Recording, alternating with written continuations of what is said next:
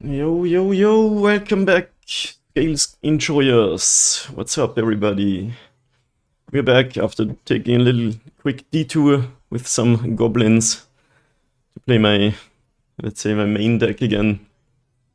And yeah, the meta game is pretty interesting right now. If we look at, say, the page on MTG Goldfish, it says in the last 2 weeks, lots of scam players, which is good for us. I think usually it's a good matchup. They also seem to be dropping the Hidetsugu card, which is the most scary one. They have like engineered explosives, which is good, but not like game winning against us. And the most problematic matchup is still Omnath, because of all the exile effects. But I think we just have to accept that. Yeah, even playing Elish Norn, that card destroys goblins even more than it does destroy hardened scales. But anyway, against Omnath, our best card is like Patchwork Automaton to try to pressure them as much as possible with the ward. So the best course of action would be to play 4 of that, but I kinda just am not too much of a fan of the card. Instead, today I wanna try some fun stuff. Just for fun, what I wanna do is try out our old friend from Affinity, because you know what, he's got an activated ability. And just imagine putting this card under Soul Cauldron. Every creature you got with the counter has the ability.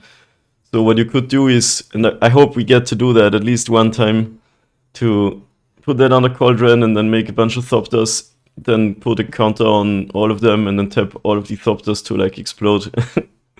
That would just be so much fun.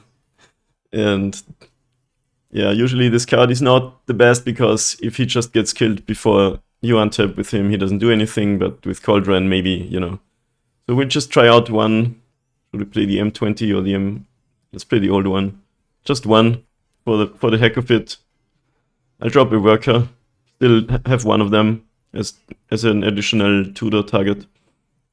And what I also want to do is put the Haywire Might in the main deck, because generally it's really good against all of the Beanstalk decks, and it can also exile the One Ring. So that's nice, and putting it under Cauldron after sacrificing it means you can destroy more stuff. So I think at this point in time it is main deck able card. And the cut for it is kinda rough. I think I'll drop a Char, even though Char is one of those cards that's really good in some matchups and doesn't do anything in others. Like against Engineered Explosives and Oblivion Stones and Supreme Verdicts, and also just generally the removal cards from Lex game or something, but we'll see. So this is a fun experiment today. We have one sideboard slot free now, but actually I think we just want to have one here and one here, because in some matchups this card is just very good, and having 2 of it doesn't even... Oh, actually, I don't know why it put it here, because it thought there was the 1-drop slot. Anyway, let's try this list today. Maybe we get to do some cool Steel Overseer action, maybe not. And I like that more than going for maximum punishing the metagame. Just hope we don't run into 5 Omnath decks in a row. And I will see you round 1. Anyway, first match against Strawberry Milkshake 1. Nice. We are on the play with the Gemstone Caverns, but it's still a pretty good hand to enable us 2 creatures, 3 lands. Just gotta find out how to sequence it the best, but my first turn is going to be Copperline Gorge Ozolith. Most likely, and then, depending on the matchup, probably dropping the other Ozolith, then a Walker or something like that.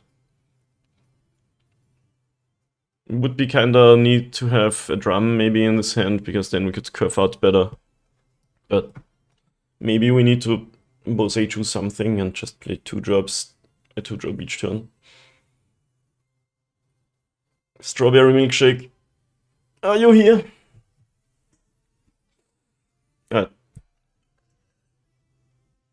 Here we go, back to the old scales action. like almost every hand it would be better with Urza Saga, but this hand's still pretty good, I would say. Alright, what you got, Strawberry Milkshake? Hallowed Fountain untapped. Is it Hammer? Passes the turn. Is this a spell pierce? Should I just drop a creature? I think that's actually good, because then we can go Walker. Next turn maybe go Shattered Spire, Uptick Walker, that would be pretty good. Maybe my reads on the spell pierce is correct, maybe not, but I think it's actually spell snare. Okay, that would have counted anything I play. So we're up against what? Spell snare.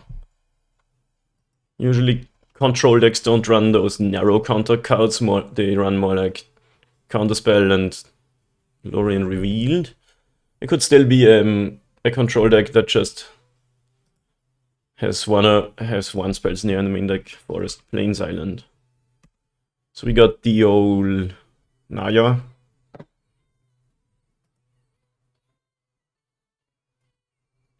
I miss my Walker already. I think I'll play the... If I play the Ballista, can we... I mean, I think against White's probably running Solitude dot deck. Maybe this is a... No, I was gonna say Rhinos, but they can't play one drop in a Rhinos deck. Already feels like a rough position. The Ozolith can be good, but... like, if I play Ballista, we probably can next turn Ozolith, Ravager, assemble a kill, but I don't know if we want that against a white deck. They just Solitude us and we lose everything. So let's play the Shattered Spire, I guess.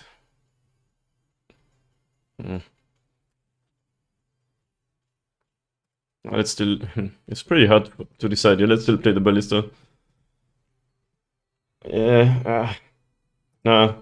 I think it's better this way, because if something gets killed, it's better that it enters with more counters and then puts more of those onto Ozolith. Okay, up the Beanstalk. We can Boseiju that, which is nice. Even though it gives them a land and they already drew a card, you always go down in card advantage against this.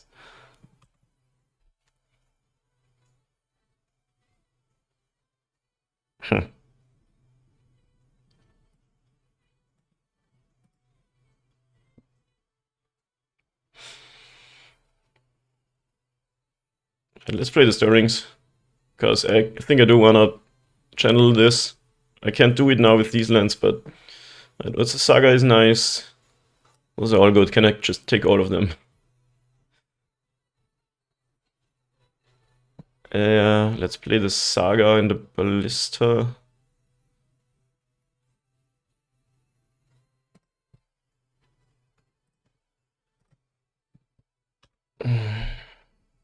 It's possible we should have just tried to kill them. Say, okay, if you have Solitude, you have Solitude. That's kinda what my strategy is going to be like against this deck from now on some of the times, because they have another spell snare. Of course, you have to cycle your Lorien Revealed in response to my spell, right? You can't just do it in the end step. Xander's Lounge, it's just actually 5-color. Or probably the control deck with Xander's Lounge too. Oh my god. Get the domain down. I think at this point I'm gonna go... Okay, they just do the Solitude now to draw cards. I don't know why you would do that. Like, it still has flash, but okay. I think we're probably losing this already. I don't know why they do this now. You can always do it in response to something, but... They want 2 Ozolith counters, or ping them. I guess Ozolith counters.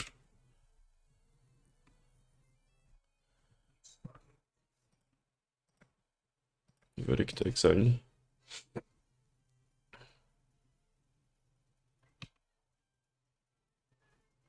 Yeah.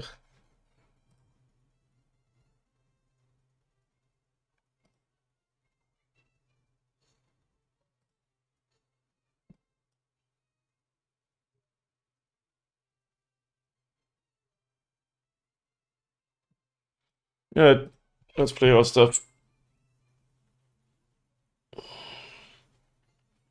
Not making a construct, I guess. Do they have another Stern Scolding?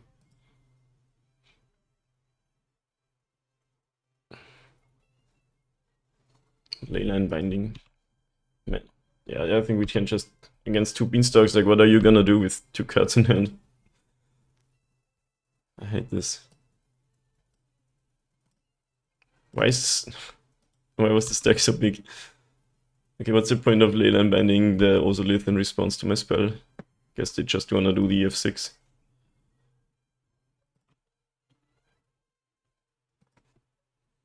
Good channel now. Is there any point to continuing this game? I guess we give it another while.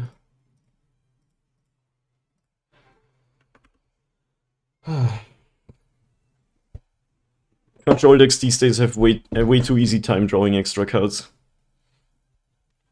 It's not even funny. Well, it's kind of funny, but...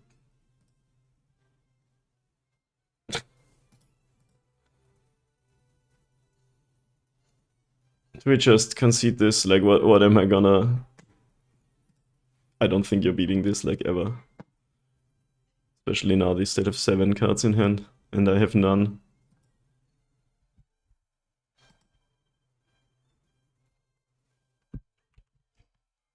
I usually don't like quote-unquote early concessions, but, like...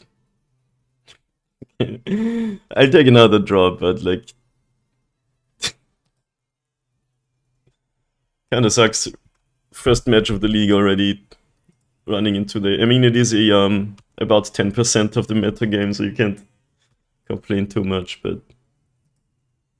I guess they're on 2 Solitudes, but...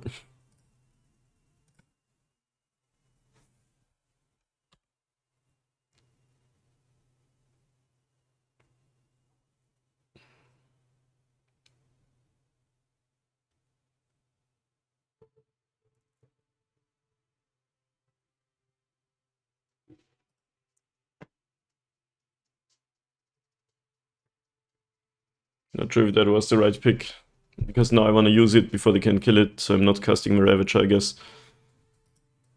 I guess that's fine. Question is, kill a Beanstalk or kill a Leyline Binding, but if I kill the Leyline Binding, I might as well just have gotten me an Ozolith.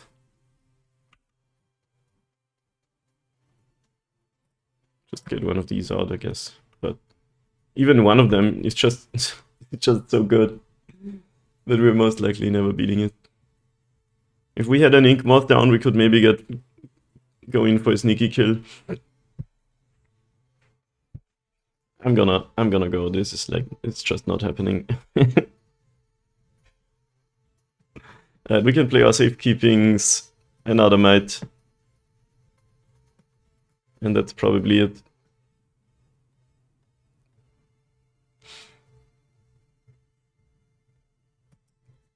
Welding Char.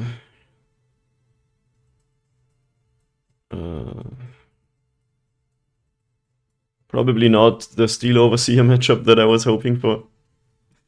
Let's drop him. And the Worker, I guess.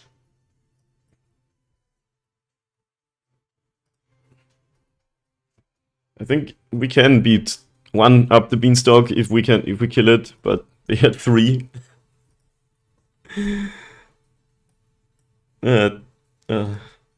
Our draw was even sick that game, but how are you gonna win against 3 Solitudes and 2 Leyline Bindings?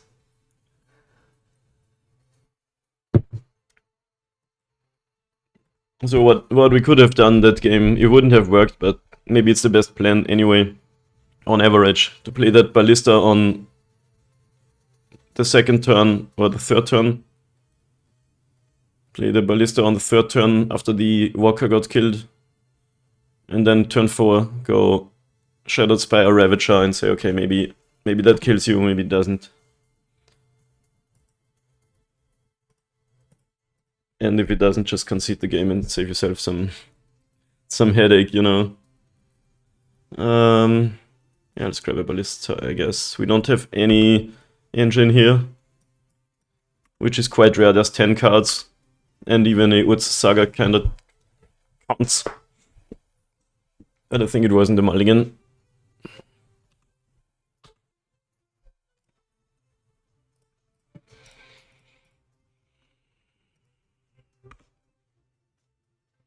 It's kind of wild that they even had that spell snare. That must be a one-off, right? But I guess that's why you play it. Sometimes you just have it to counter that 2-drop.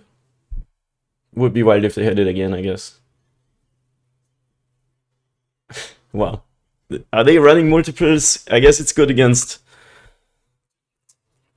I'm so bad with names. Orcish Bowmasters, which is the nightmare for this deck. Chalice on 1. Okay. I mean, it's good against us. Counters a lot of stuff. Not right now, though.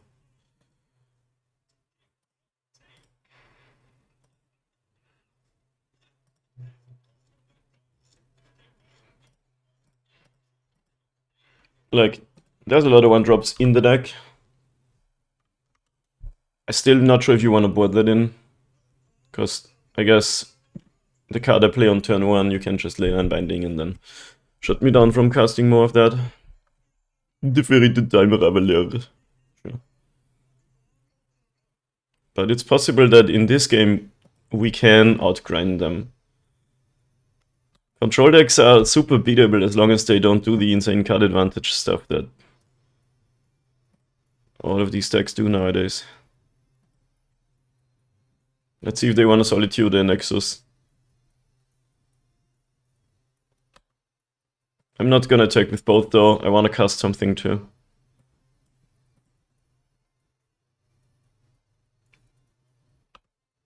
We did draw that card. We have ways to get the Chalice Sada here. The Boseiju is on the bottom of the library now. But we have Urza Saga into Haywire Might, and I guess we never really shuffle our deck, so the Boseiju I think went to the bottom with Stirrings. Prismatic ending. Why did they pay 2? Oh, because of the Chalice. Smart opponent, playing around their own cards. We could try to just attack them with Think Moths. I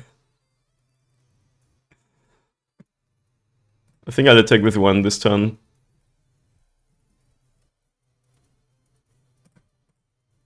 Like, maybe we can make it so they kind of have to Solitude it or something, and then we can still sacrifice it. They didn't have a land, so...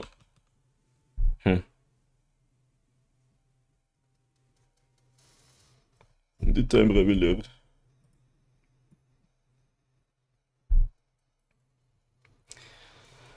Could sacrifice the Ravager so they don't draw a card. Make one of the Ink Moths a 2/2, is that worth it?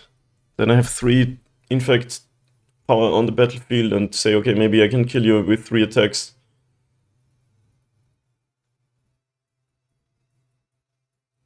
I'm gonna go with no. It's an option, but I'm not gonna do it. Because, like, maybe the only way to beat them is pressure them while they don't have their land drop and shit. And we could have made it so they don't draw that card here.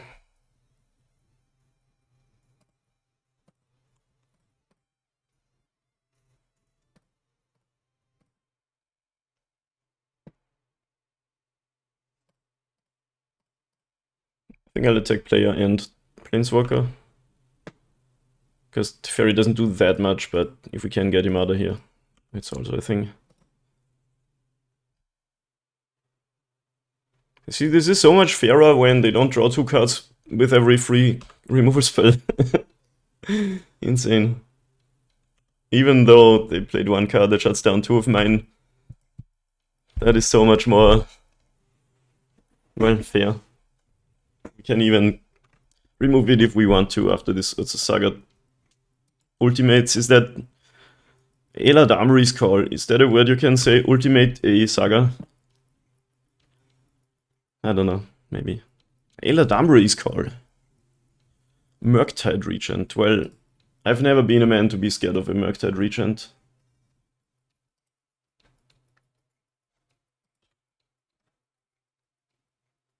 Like, Out of every card in the history of Magic the Gathering, Murktide is not the scariest.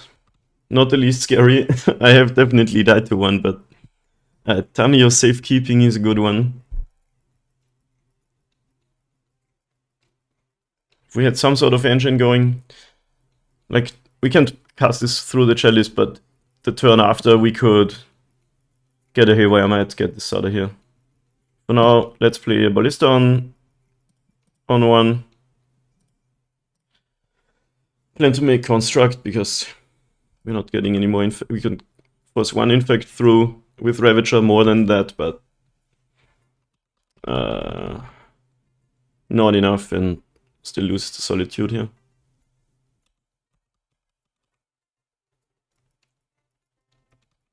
Our opponent's getting aggressive. Dude, who plays win conditions in the control deck? That's like card disadvantage. You know, if you know what I mean. Or the way attack. You're not scared. It's a Saga is such a sick draw in the control deck matchup.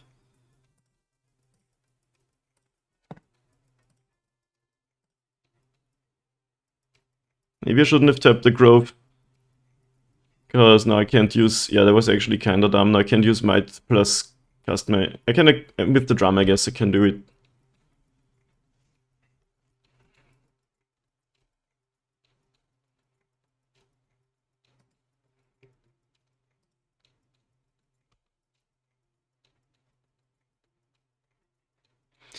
So let's do this right away.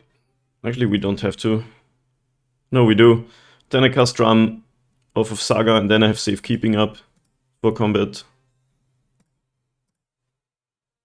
Even though it nerfs our attack a bit.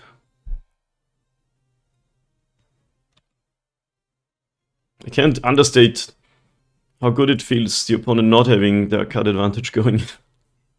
We did see Supreme Verdict. So I guess I'll keep the Sabaz in hand for now. I mean, what we could do is, through a Supreme Verdict, give something indestructible and dump all the counters on it. But then they just have to cast another removal spell. But maybe we're just not beating a Verdict, I don't know. They're probably representing Solitude here. So let's just go in with the Construct token.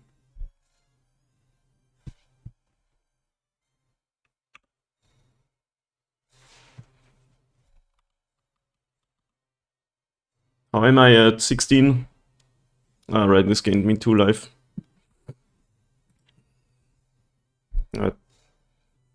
Probably not casting Verdict if it's... Oh, okay. I was gonna say, if it's pre-combat main phase, they're probably not casting the Verdict, but...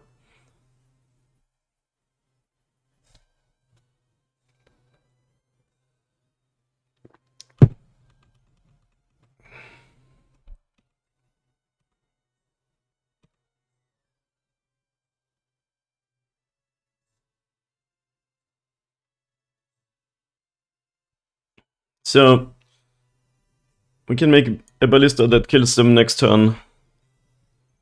We kinda lose to Solitude, but then it's like nobody has anything, but I have a Saga going. Which is actually quite nice.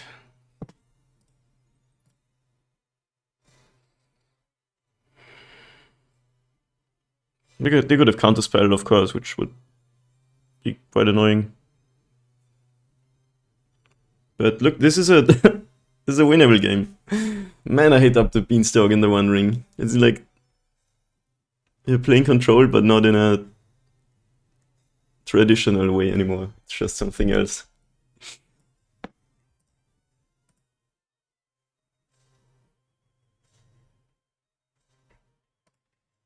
Leyline Binding. I guess. Why is that so big?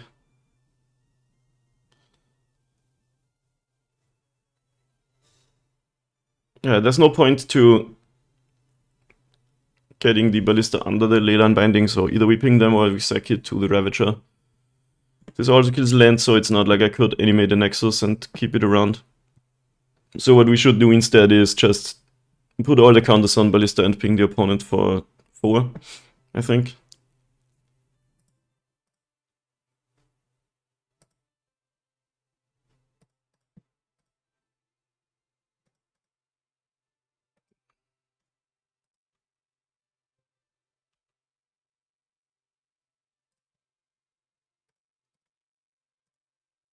And then we have a Ballista in the graveyard. Opponent has 2 cards in hand, nobody has creatures. Of course we could have sacrificed 3 more things, put them to 4, but that doesn't really do much. Alright, it looks like a winnable game. Hey, where am I too? I'll not play that, since I can just remove it. What you got? What are we doing here? Okay, nothing.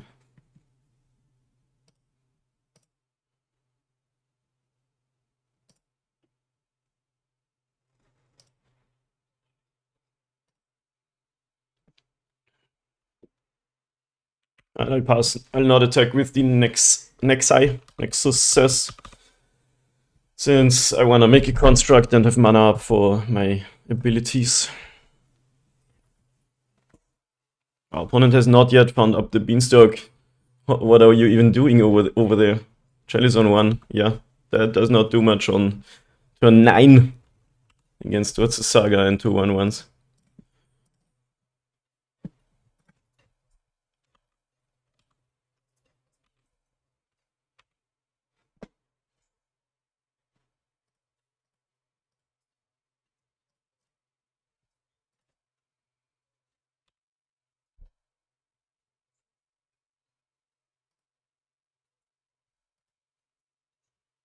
Yeah, the opponent has to get rid of our construct.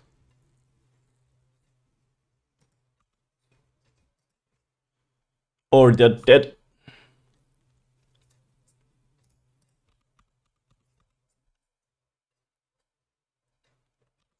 Okay.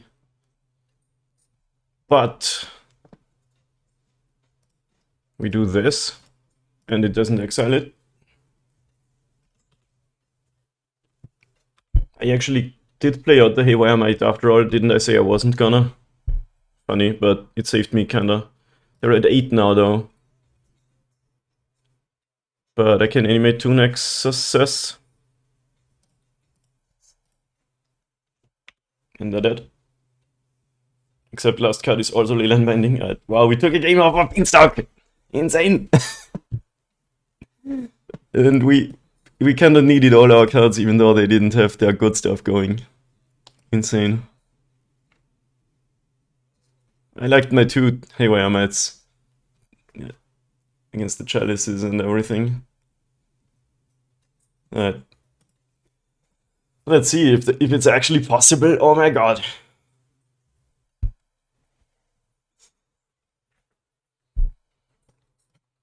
Okay, very good hand. If they... We keep... We go Forest Scales and then... What's a Saga or something? In this case actually Pendlehaven. Opponent's not a Blood Moon or Field deck. We have 2 Ravagers, but not really any payoff, which is not the best, but it's still a good hand. What's a Saga? Hardened Scales or Burnt Ravager, those are some of the cards that are good cards in the Hardened Scales deck. And if they play Beanstalk, we just might it immediately. Just a Prismatic Ending, got to hate all of the good cards that White got lately.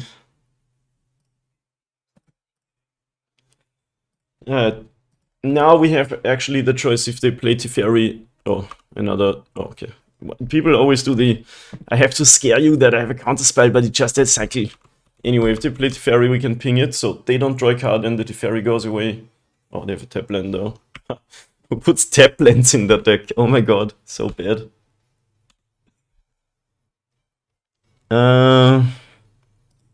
Construct versus spells. I think it's actually spells, because having Ravager down is kinda neat.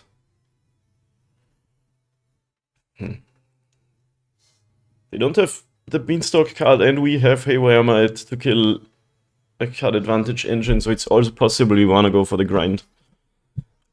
Alright, I'm going to go back to my old habits of trying to grind it out versus the control deck, getting as much value as possible out of all your cards. Leyline Binding, End Step, Ping you. Because it doesn't do anything when Ballista is under this. If you kill it, it just comes back as a 0 drop. Wow, another fair game. The scales gods are smiling on us today.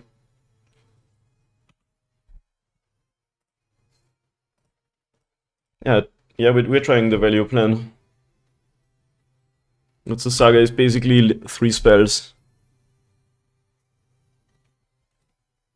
In response, fetch. So I don't needle you.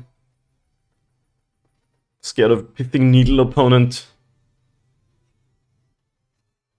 Templar Garden tapped. I don't have a Pithing Needle. I'm not a needle gamer. Why is this so small?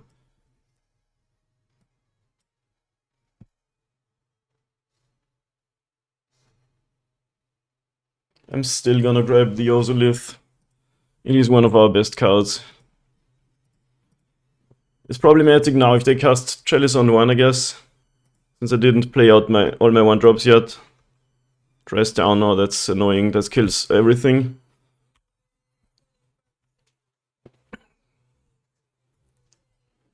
Didn't really expect the dress down, but I guess there's some number of them around. Up my ass. It's so dumb that it already draws a card, like, even if you get rid of it. It's a bad trade for you.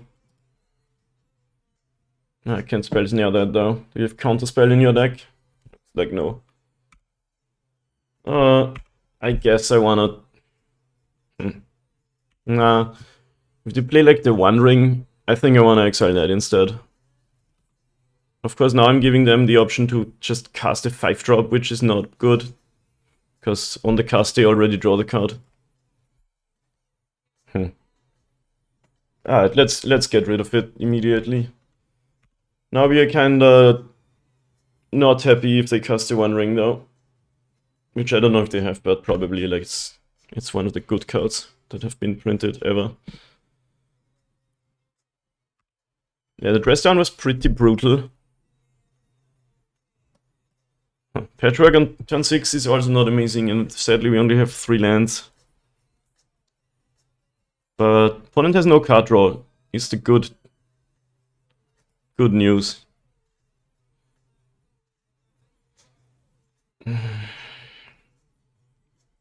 Would be so good to play 2 spells here. I guess the Patchwork can't get Solitude if they hardcast it, so let's play that. Spells near.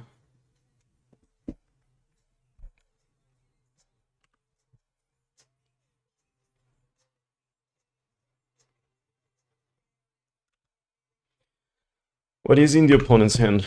Only lands or something? Only Lorien revealed? Alright.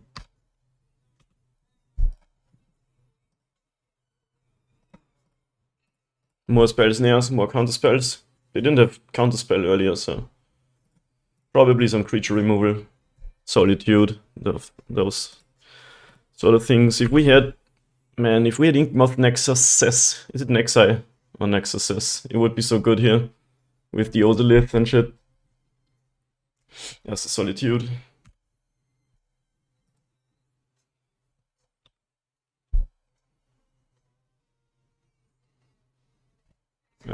Do we need the Ravager in the graveyard? I guess not. Let's gain the life.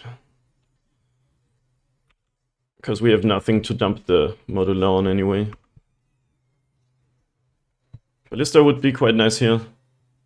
They only have 2 more cards now. That's a Ballista.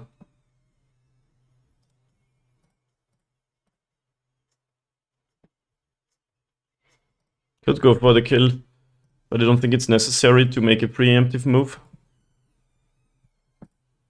Just make the ballista a 8-8 or something. Wait, are they F6'd?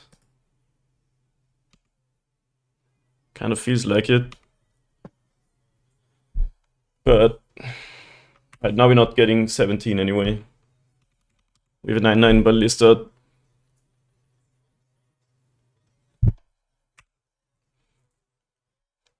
Oh, the verdict incoming.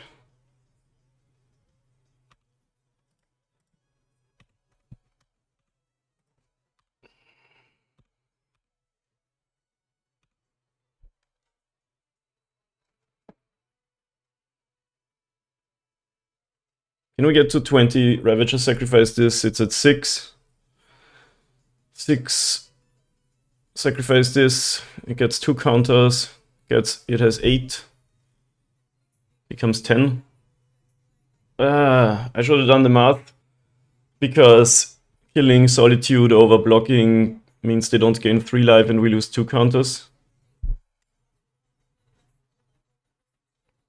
Guess in that case we don't sacrifice any of these things. Let's do the math again. Sacrifice Ozolith, the Ravager goes to 6. Sacrifice this one, it goes to 8. 8 becomes, actually it just becomes 9, right? Because we only have the scales then. So we would deal 18. So we just sacrifice the Ravager. 3 becomes 5, hit them to 6 life. And then get a bunch of Ozolith counters.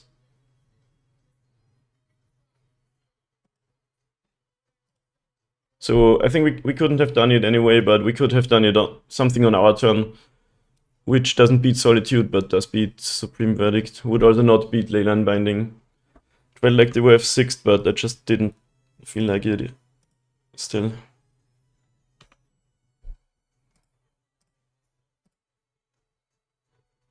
I think we do want to ping them down and not get every Ozolith counter.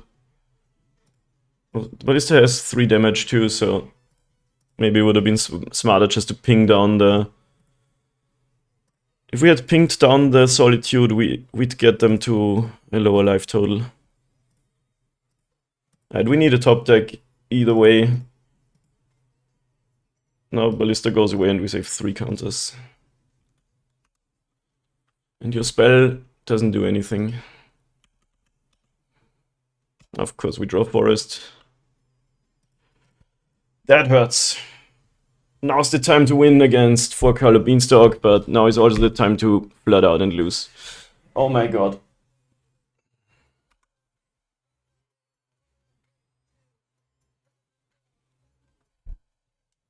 Come on, just give me the... Ugh. Just give me the... Blah. Hangerback Walker. Sadly, no way to sacrifice it. If only we had our Miodin's core, but it's actually chilling in the sideboard.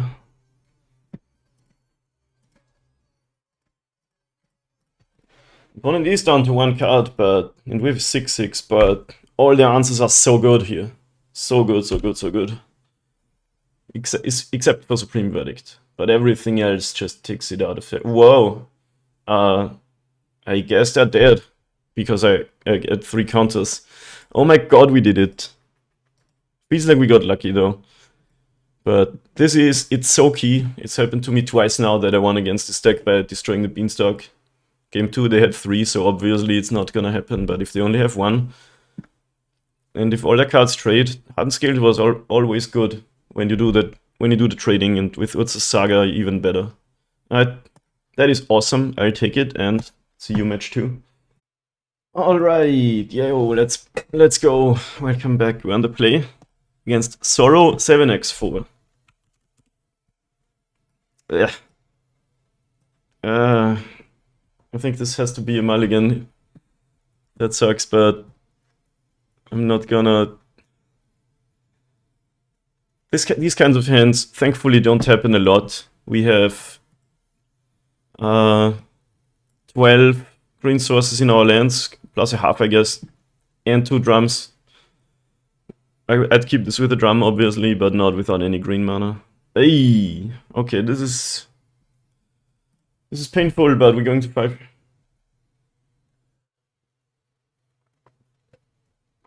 I guess we used up all the luck against. Oh my god, we really did. We used up all the luck against control. Oh, would be a playable 7. I guess I'll keep the 4 on the left. Ugh. Opponent is also on the mulliganing at least that 5. Which usually, if a deck mulligans a lot, it means they're playing like Tron or some sort of combo deck where they just need a specific number of cards or a specific type of cards. I just want mana. This deck actually usually doesn't mulligan a whole lot. Like, almost every hand with lands and spells is a keep, and you can go from 1 land with stirrings to like 4 lands, maybe even 5 if you have what's a saga and are feeling it. And you have it like you want one of these, one of your engine usually in your hand, or a saga. But that's about it about the requirements for hands. Gemstone came on, so it's a saga. What are we doing? I thought it was gonna be. Oh, okay, yeah, that makes sense. I thought it was gonna be that's hilarious. Rhinos, because Rhinos is packing a lot of main deck Gemstone K1s these days. Wow, the mirror match. Thanks, I hate it. I guess we came prepared with our forces. Oh, I could have just clicked here and see that they exiled the Cauldron.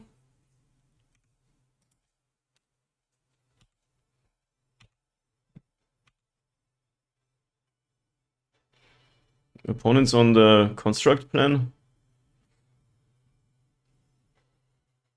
What are we doing? Okay. I guess they also, maybe they have a hand with a lot of lands now. Interesting match. Let's see if we can do this on 4.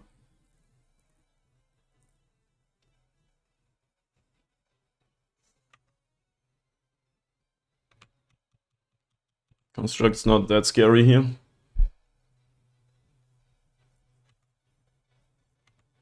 Let's see if they have main deck Needle for Ravager, then they're kind of scary.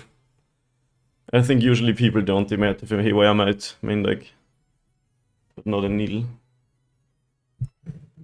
I'm the guy who usually doesn't do that and has main deck all do your own thing, and then sideboard try to disrupt them. And even me, even I have Haywire Might in the main deck today.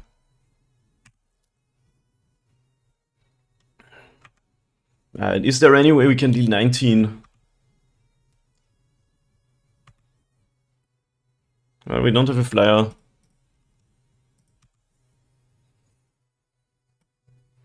Yet.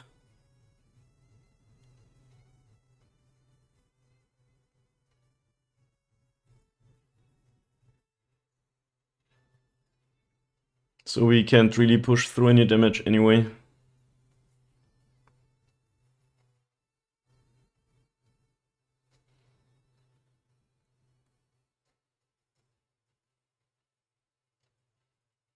Opponent's hand probably sucks if they just made constructs. But scales can kill you out of nowhere. Do we just grab a Isabas? I think so.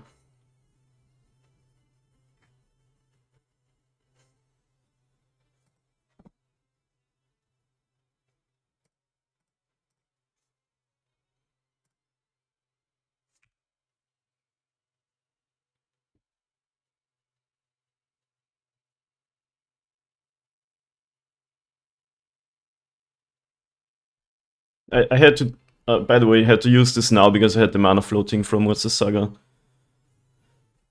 Now if I could attack If they don't block, I can get my Ravager to +8, plus another 4, 12, plus another 2. So I could deal 15. So I'm not gonna attack, I think, because if they don't block, I'll just deal 1. Probably. And then try to kill them next turn with Thopters, something like that. See what they do here. I feel like we just need to play the Ballista or something and then kill them in the next turn. Because Scales doesn't have much main deck interaction, obviously. Would be kind of fun to win on the 4 cards on the play. Well, they stole the play even. They went to 4-2 kinda, exiling 1 with K1s, but they were kinda on the play then. But we didn't get our draw, so we kinda mulliganed to 3 then. It's sort of the mouth on Gemstone K1s. On the other hand, they didn't get to cast a 1-drop, but it doesn't look like they have any.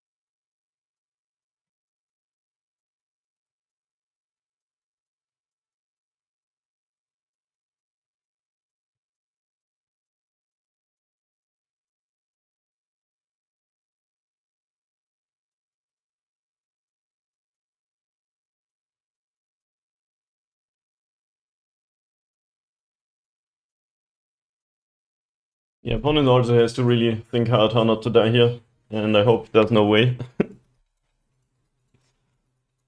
Because we got our engine going.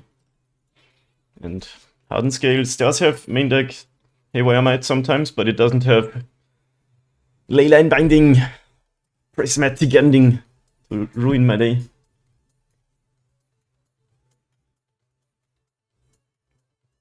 Dude, some bug stung me on my arm yesterday and it's still itching. That's insane. Maybe I should see a doctor if that persists.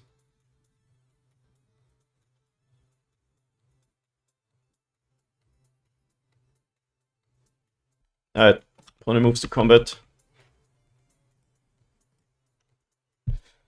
So that's 10. Possible 12. So we just go... I don't want to make Thopters here, so I could block with Ravager on like the Zabaz.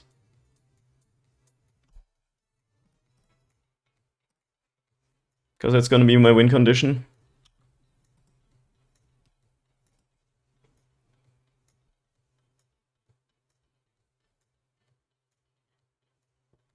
Would have Boseiju.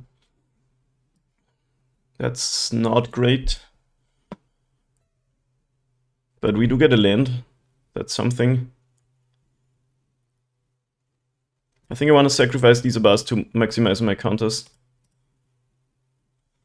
Do I win then next turn? Because I wouldn't have any more ways to destroy stuff. Sacrificing Zabaz puts 1 counter on Ozolith and +4 on Ravager, so it goes to 5.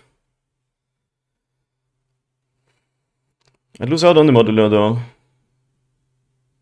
So I would put 6 on Ozolith and get 3 Thopters. That's not really the best. Just modularing means Zabaz goes to 3, Ozolith goes to 4. I do get 3 from the Hangerback Walker too.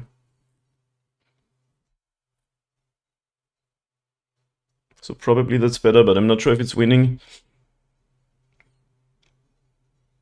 Still the better option.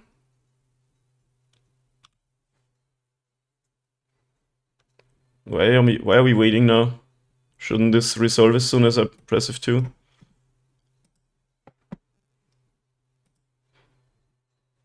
I forgot they had colored mana, but I wasn't really thinking about Boseiju anyway.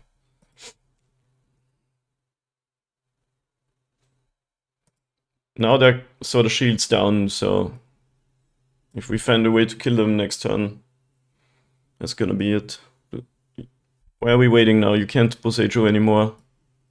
What could you do for one colorless mana? Do you have a Dismember main deck? That'd be quite painful actually, but who plays Dismember main deck?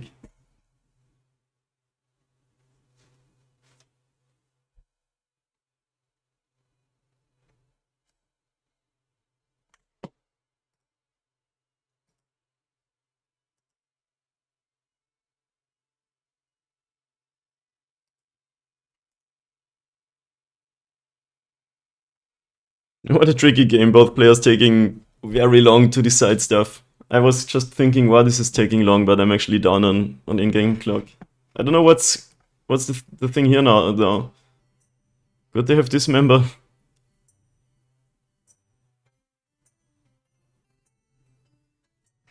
Okay. Maybe I took too long and they looked away. Oh, two replacement effects. So we have 3 Thopters, 4 counters on Ozolith, 4 counters on Zabaz. To deal 19. These 4 can become 5 plus another 4, that's 9. These 4 can become 5, that's 14, plus 3 is 17.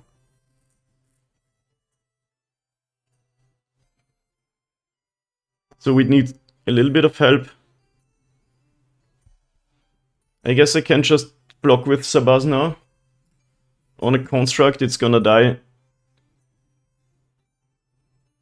And I save the mana to destroy it on my turn.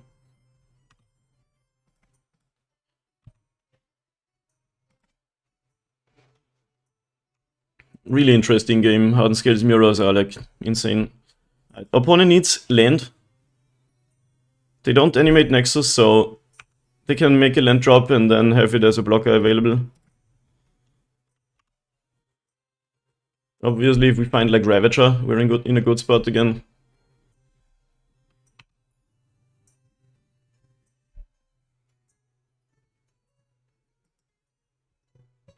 Okay, no land drop, so they kind of have nothing now. I don't think we have to kill yet.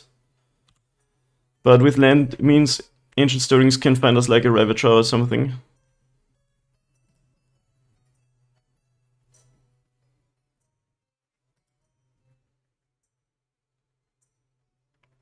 Where are we waiting? Do they have a Dismember? What else could it be for one colorless mana? Alright, we don't have Ravager.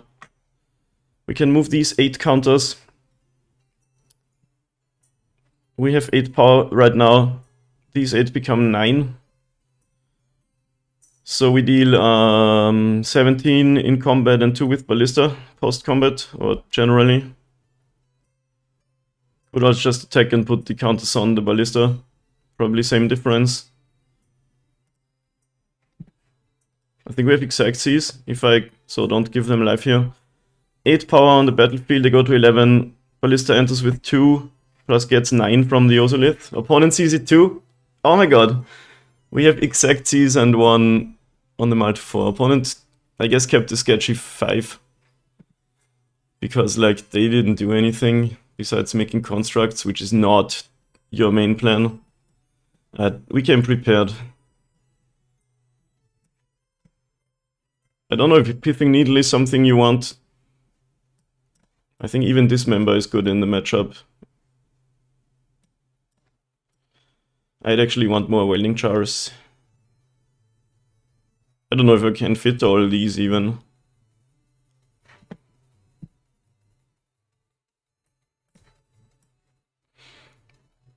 That was a sick game. Everybody took so much time and respect to do their game actions. Steel Overseer is fun, but it's gonna be one of the candidates to board out, I think, most of the time. Do we want 2 Mites in the deck? It only kills the non-creature stuff. We might actually want to play more green cards for the forces. They are gonna be very strong. What am I doing?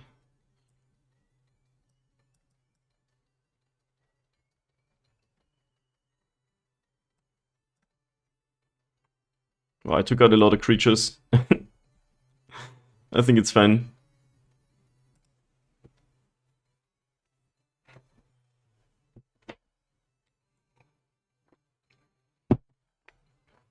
Opponent did the math just as I was doing it, and we both came to the conclusion that they were exactly dead.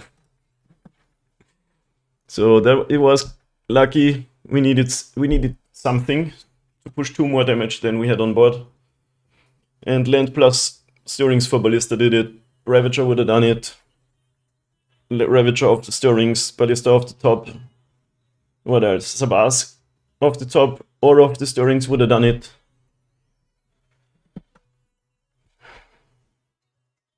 Anything else? Shattered Spire, not quite, I think. That's a sick draw. We are probably going to... We don't have an engine, but Force of Vigor can be super devastating against us, of course. What? What? What just happened? It says they cast the Ozolith, but it's not here. Oh, it's on the stack's down here. What the fuck? I just didn't see it. Why was the stack above my hand? Did I move it there? Sometimes I'm just going insane, I think. Do we cast the stirrings? I think no. I'll play out the forest in case I top deck. What's a saga? Actually, I don't need green mana then anyway, but usually I want to have the forest down if I top deck what's saga and want to cast a green card. Alright, we have another game where both players have 7 cards. And we do a little 2 for 2 tempo play. Card quality play, I guess. Glimmer Wasp. So let's see if this is actually good enough. Do we want to trade Ballista for the Glimmer Wasp?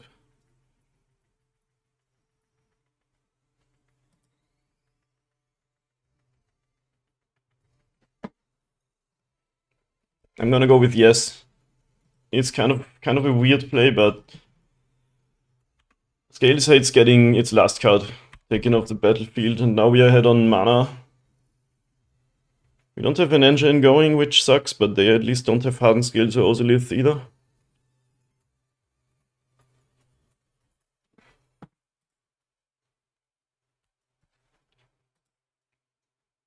Did we mana screw them with our Force of Vigor? No, another... Oh, it's a Saga. That's a good card to have, and Ravager.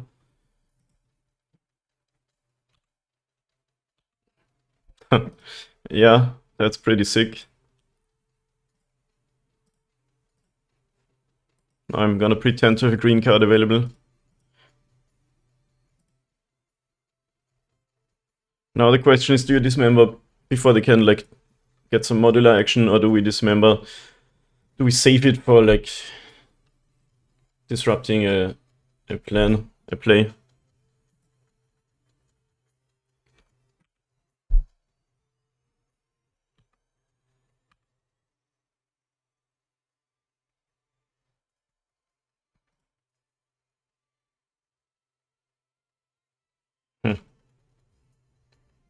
I'm gonna do it now. I always say don't use your removal dice preemptively against Scales, but if it's the last creature, that it's different, I think. I should have done it on my turn in case they have Tamios. Like, that was kind of not the best timing. If you watch this at home, don't try this at home. Alright, okay, nice. We're on the construct plan. Alright, plays a Bazo uptick. I think it's uptick. Opponent has no more spells? What is this? Like, I don't think constructs are very good in the mirror. Maybe they only have the interactive cards. Alright, I'll play the Bazo and attack, I guess. Actually, attacking's not great. We'd trade for a construct. Okay, yeah, no, I don't want to trade my Walk of a construct. So maybe I should have just upticked. was a bit of a preemptive decision. Yo, Failure, thank you for the follow, welcome. Welcome to the stream. Opponent didn't use... It didn't float mana. Maybe they don't need it, but you can tap this before this ability resolves. Afterwards it's gone.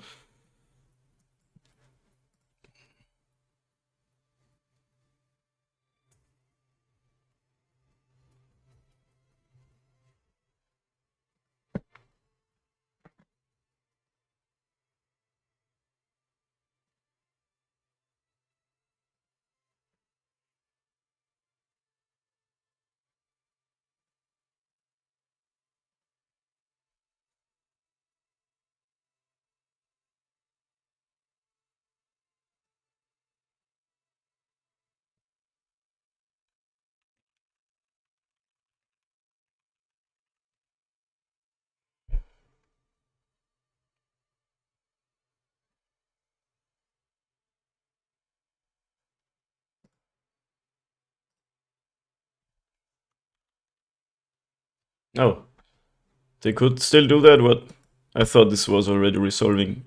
Maybe they were just deciding whether to make a construct or cast spells. One of the toughest choices. Yeah, it looked like they were already doing the resolving of the Cardo's saga. Is there any way we can get to a 10/10 Inkmoth Nexus, by the way?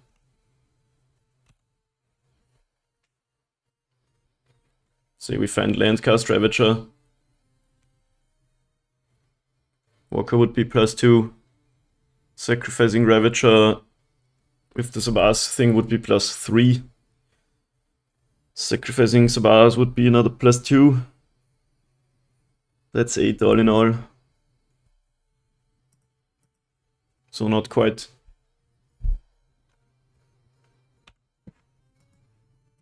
Opponents ahead in the sense that they have Ozolith and we don't.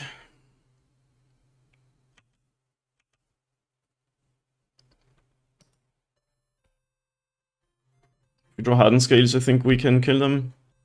How many yours?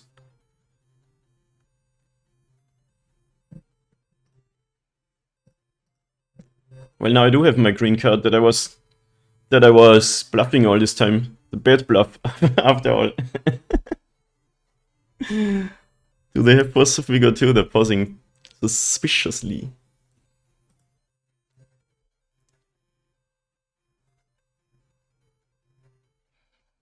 No, we have the upside that we have a flyer that can kill them. So we might want to go for something with that. For now I'm passing. If they have Cauldron, of course, like land Cauldron or a Springleaf Drum, they can make Sabas for a flyer. But besides that, they don't have any. I wonder if I used my removal well this game or not. Like either the two choices are you use it right away to keep the board clear, or you use it at the point the opponent tries to kill you. That's the flyer. Let's see if they tap it down. Okay. Hangerback Walker, that is also sort of a flyer. So this is gonna be one of those games, but the opponent has the Ozolith and we don't. So like we have a similar board, but they have the thing and we don't.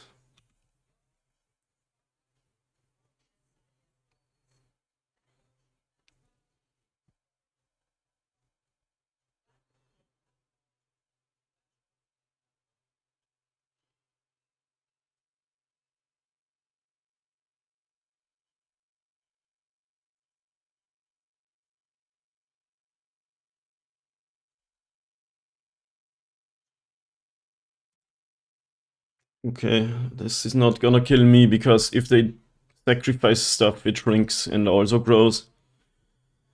Which means I am going to take it for now. We have to find a way to win, or we gonna die to the stuff they've got going on. Since, again, they have a thing and we don't.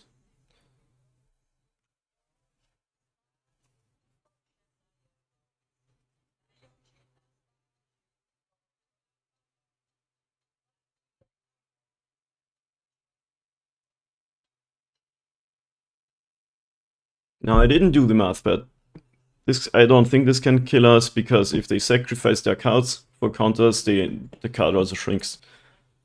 And Ozolith doesn't help now that it's already combat.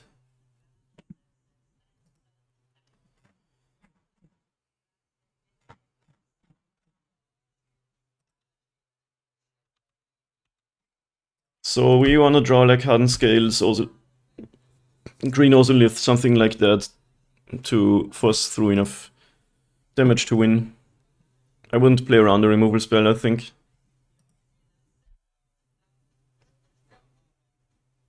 What's the weight?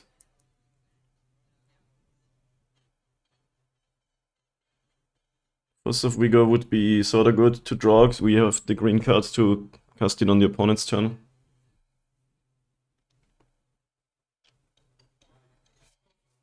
As it stands, we are dead to the opponent drawing Ballista, since they can definitely do 7 or like 9. Okay, that's the Shattered Spire that I was talking about. Cast that, attack with a few creatures and kill them with whatever isn't blocked. And we have safekeeping up too.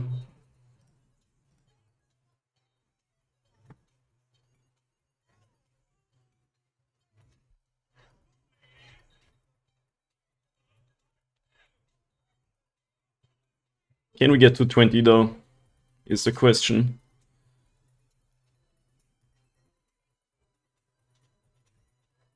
If we had one more land, we could have just done the Inkmoth thing where we only need to get to 10. Hangerback Walker in its current state is +6. Zabaz adds 4 to any card, so that's 10. Sacrificing one Ravager to the other adds also 4, if Zabaz is still around 5. That's 15. Sacrificing Nexus would mean it's 17. So that's a no, I guess. Right, we would, to force through, to make it so one creature is not blocked, we have to attack with all. But say they just don't block the Walker. We're never getting to 20, right? Sacrificing a Ravager to a Ravager adds like 5 with Zabaz out. It goes to 6. With Nexus, it goes to 8. Then sacrifice Zabaz adds +4. That's 12. The counter that's already there is 13. Move 13, it becomes 14. Walker has 2. We could deal 16 with the Walker. But if we deal 16, we're dead on the backswing.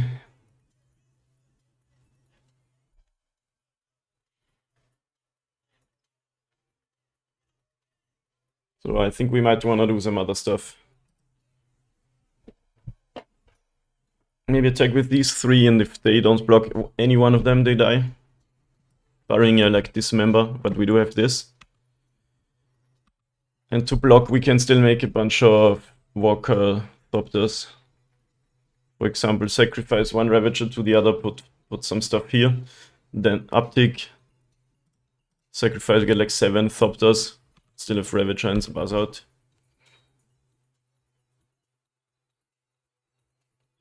This is really tricky, I love it. So I think if something's unblocked, we do get to 20. Because uptick Walker and then sacrifice it plus all the Thopters is +10. And 10 is a lot. Of course.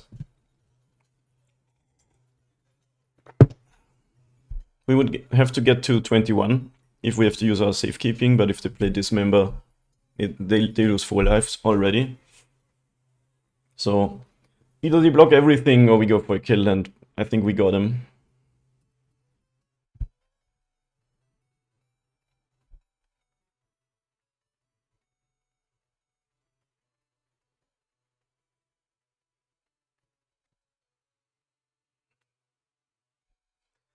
And if they block everything, we don't just let it... Oh, okay, wow.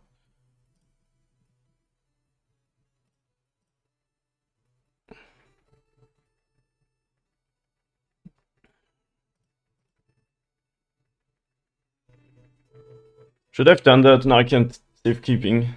Alright, we're not beating Dismember, I guess.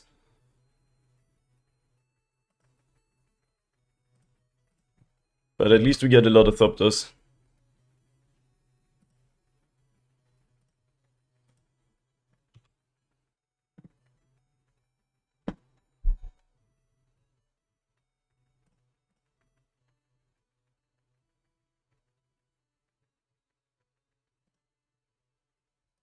In the worst case scenario.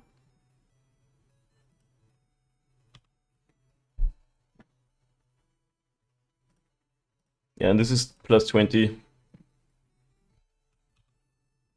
Big Walker with a scales effect is insane. And now we're beating Dismember too. This guy's unblocked, right? I'm not crazy.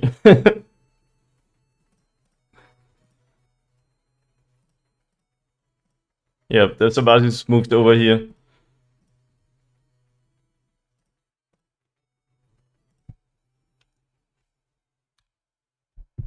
Yes, that was good. Opponent should have known though. They play scales too. You have to block or you die. Anyway, 2-0, moving on to match 3. See you there. Alright, match 3 on the draw. What do we got? 2 Urza Sagas and the drum. Alright, I mean, hopefully we draw more lands because these obviously go away. We play against Apo 5-Kill. Blooded Strand is a bad sign. Not again. I've been cursed to play against Omnath like twice every league. And like, it's what else would play Flooded Strand in 2023?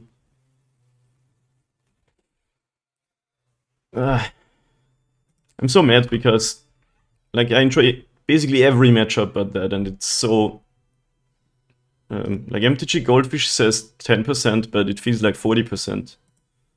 Forest. Ran in 6 time. No, green blue, beanstalk time. No, Boseiju, sure. I'll actually take a land that sticks around in this position. That's actually quite good for us.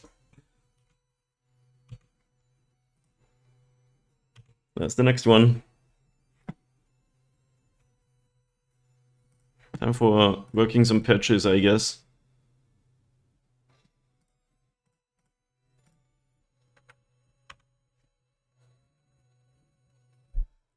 Yeah, that Boseiju was really good for us. Amazing. Now please some lands. I have good spells in my hand. Making Patchwork a pinger with Cauldron can also be really sick.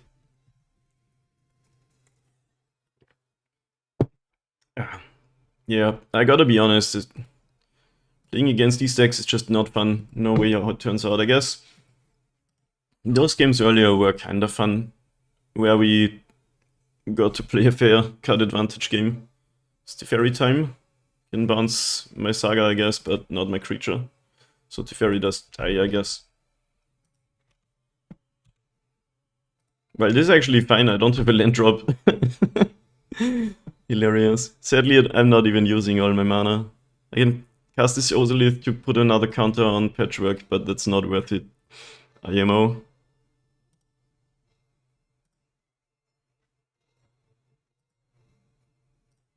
Let's play the Ravager, because if they wanna exile something, we can put it in the graveyard instead. Let's take down the Teferi. I don't know. Maybe we should ignore him, because we don't really care about the static ability. At least no instant speed, endings, and verdicts.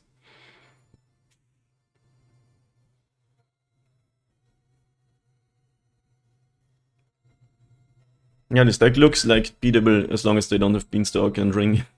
It's insane. It's Kahira. Does it tell me anything? I guess they can't play any of the additional creature things. Like Nissa. Or Elashnorn. Cat Elemental, Nightmare, Dinosaur, Beast. One of these is not like the others. Why Nightmare?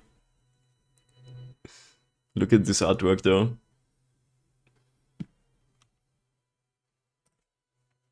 Let's see if we get to kill the Ren and Zeeks. Because the card is very good. Did you know that? Did you know gaming?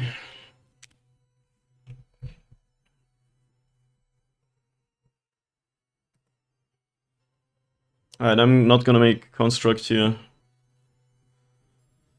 And I still think I don't want to cast out my Ozolith, because if they remove the existing one, I have backup one.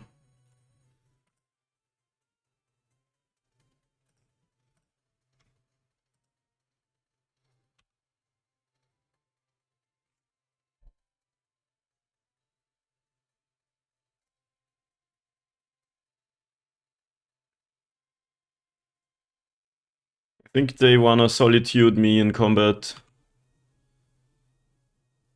And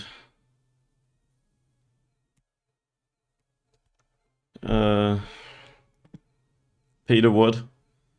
I could sack the Walker and the Thopter and get the Ozolith counter to have two things that kill Ren and 6, because that card is just also a card advantage engine. I might want to try to get it out of there. They can't kill both myth threats. But I would still lose two things if they have like Leyline Binding or Solitude my Ravager. Alright, let's go with just attacking. Attack Ren, attack player. Like if they want to do the Solitude thing, it's kind of a 2-for-1 for us. Land would have been good, but I guess saving spells is also neat.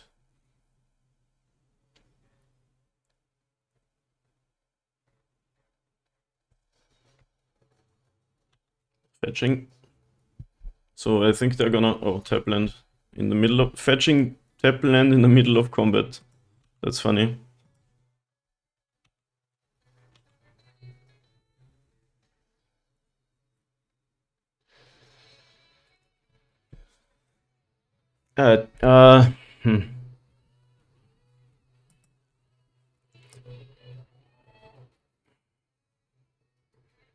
Still not gonna do second Ozolith. I could have sacked it to the Ravager. But then they could, like, while I cast that, kill something and I don't get my counters. Now I hope they take out the Ozolith, but they have a board to deal with, so probably not. Yeah. Just sacrifice Ravager himself. Like, this is fine. Opponent has multiple cards to deal with and no insane card advantage going. That's always, like, what we want to do. Even though we are very pinched on mana, which is not good. Maybe we can do some spicy Soul Cauldron things soon enough. Omnath.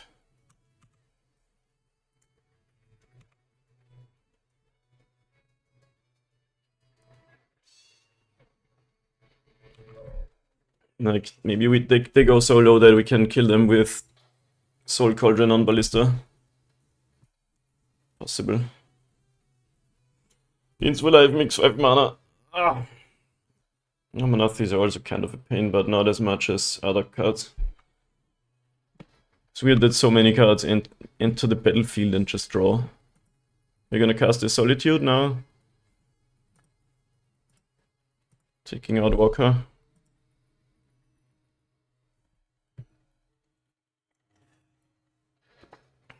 Or like ending, okay, yeah. Hardcast Solitude, taking out Walker.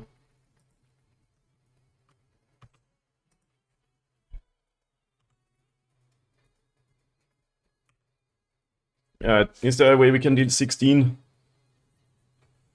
Maybe if they don't block, because Cauldron Ballista is kind of sick with patchwork.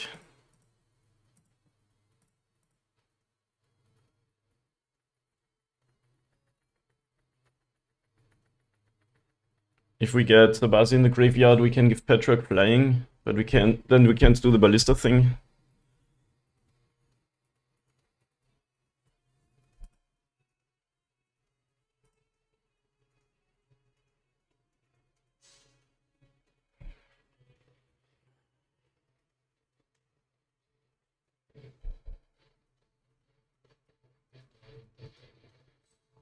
So it's getting tricky over here. And we destroyed the bars. We had a counter here and a counter here. They can't... So I think we have to try to piece something together. They can't pay for the ward if they have Solitude right now. Could Cauldron... Cauldron with Sabaz. Give Patchwork flying. We're not getting it to 16 though, are we? With 4 mana max. We can Cauldron Ballista, which is quite sick. Not sure if good enough though. Like cast a Ballista for 0 or something.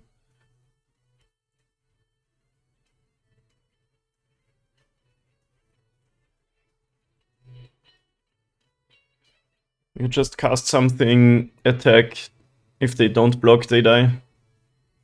When counters on Inkmoth 0, I just played it out, so I can't attack with it either. Welcome, by the way. Hello. So I could play the Walker, attack with Patchwork as a 9/9.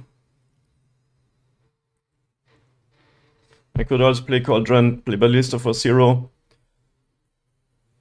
Patchwork goes to 6 or 5 counters, plus 3 is 8. We're not getting to 16 though. Destroying the bars, it's basically another 4 cast Walker. So I think we have to like hope they don't block. And even if they do, we're like not in terrible shape. So I'm not gonna show the Cauldron yet.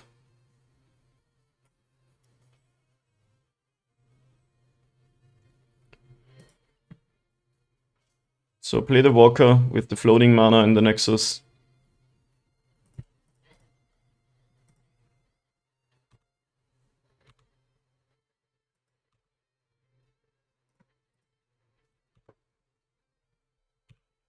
This is an 8/8. If they don't block, we Cauldron Ballista and they die. Okay. Sounds promising to me. How can it go wrong? Not really, right? We have 9 counters on the battlefield right now. And they have no mana, so the only thing they can do is Solitude. This adds another counter, by the way. So it's already, the Automaton alone is enough. This is sick. One of the kills... Oh, and that also adds a counter. One of the kills that only Cauldron enables. Amazing. Patchwork as a Ballista is like crazy. Alright, nice. Let's go. Yeah, every time this deck doesn't have Beanstalk to draw him an insane amount of cards. Feels so beatable.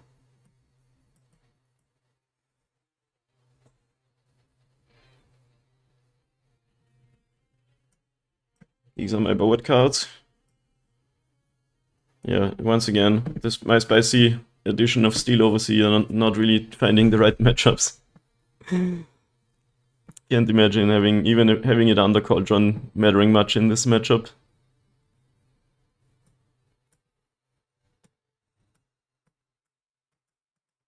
Something like this.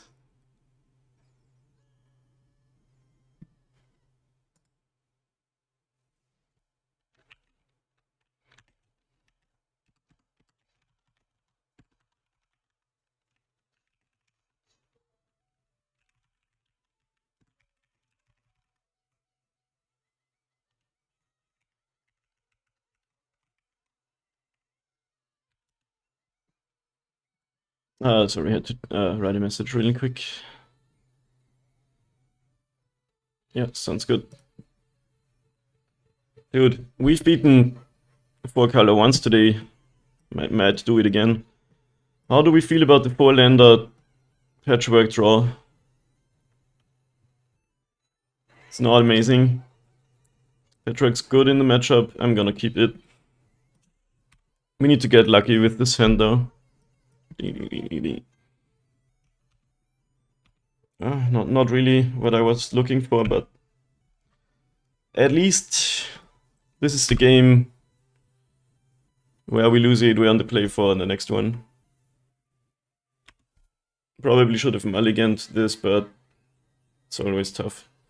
Like, you can still get lucky and find what you need, or you can get unlucky and your 6 is even worse.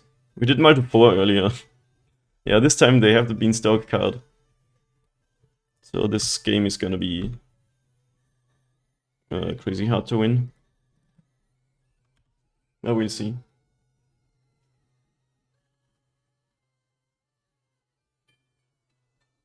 Safekeeping can help us win through a removal card, but for now we don't really have a win.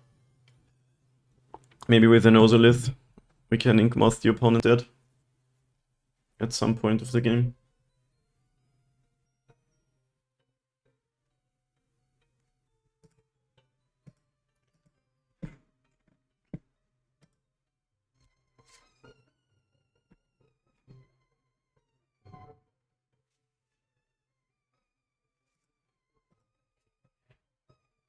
Rennen the 6. Come on, ping me. Do it.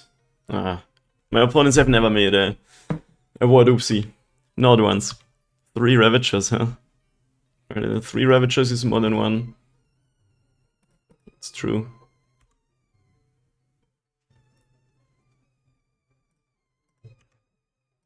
Yeah, not feeling good about this game, but we shall see. Like, now even if they play a removal spell and we protect, they draw a card off of it. It's so dumb. What if they have no spells in hand with mana value 5 or greater? How many do they have? 5 Solitudes, 5 Leyline Bindings. Some amount of what? Time Warp? What am I missing? Hellish Norn.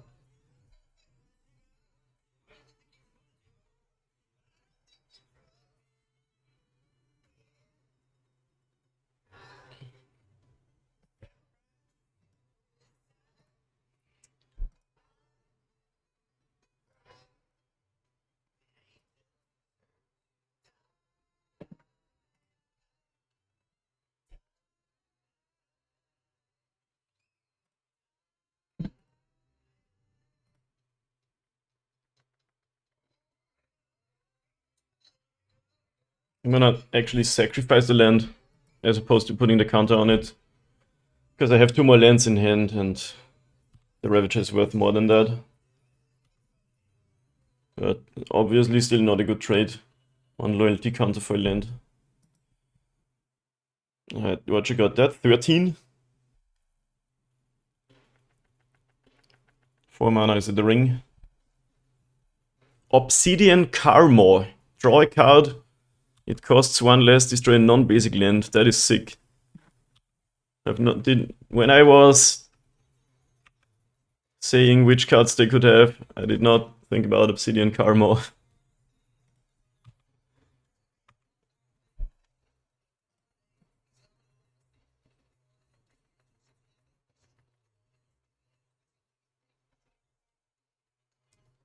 Yeah, still we're not doing anything.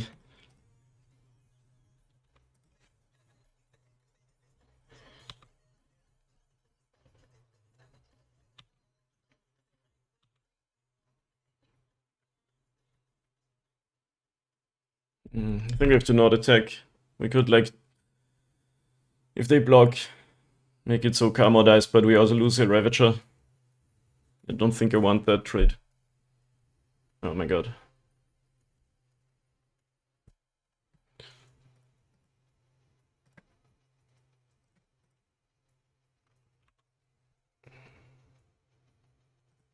Yeah.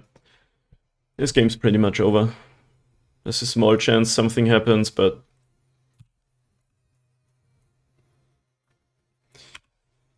just print hexproof cards, you coward! Like, they can still kill this, and then I can just concede this.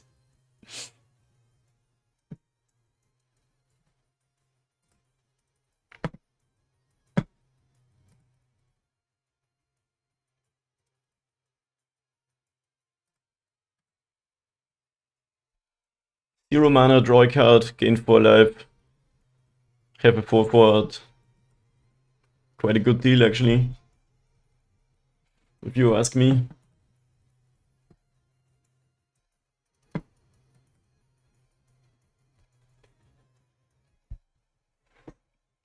I mean, I'm just a boomer, but back in my day, Magic was different.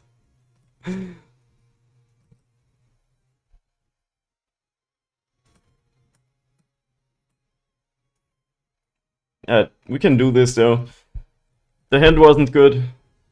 Props should have mulliganed it, but I gave it a shot. And if we have a good draw, we can kill the Beanstalk card and then maybe grind it out. Or go for a fast kill. How about this one, though? I think it's not good enough to mulligan, but it's also not great.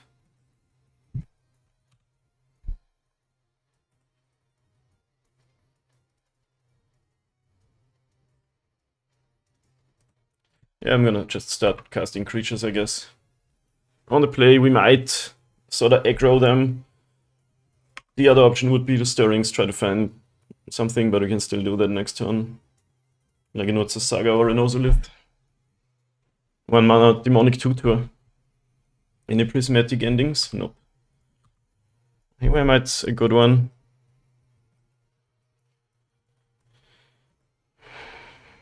Alright. None of that happened.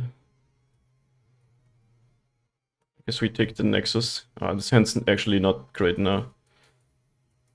Not at all.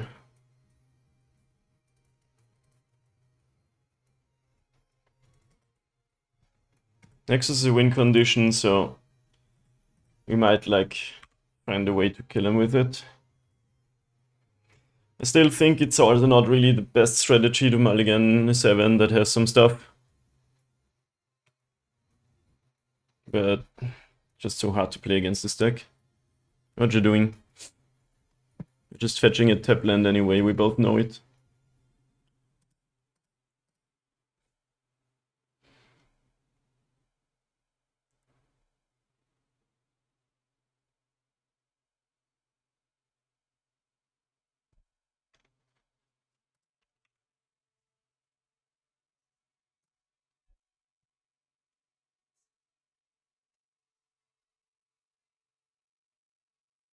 Yeah, sadly we didn't really find anything of the Stirrings. The engine cards are hiding from us. Ugh. I mean, Fury is a 2/2, but I kinda need my stuff. Lightning Bolt.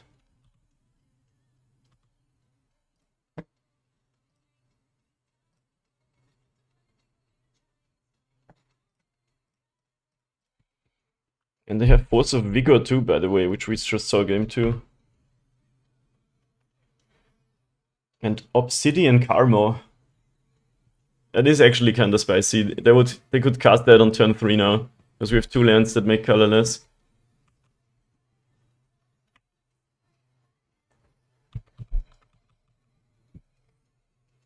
I don't see us winning this. This hand is also not working out. We'd have to drop perfectly and they just like got nothing. Something like that.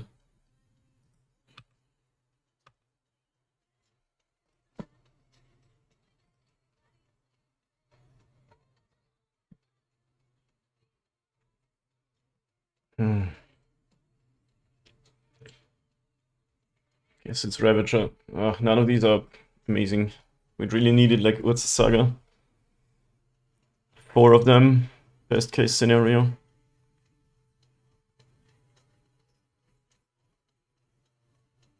Like the Petrack's not gonna be amazing on turn 4 when my hand's almost empty. Maybe we can do some stuff with Ravager plus safekeeping.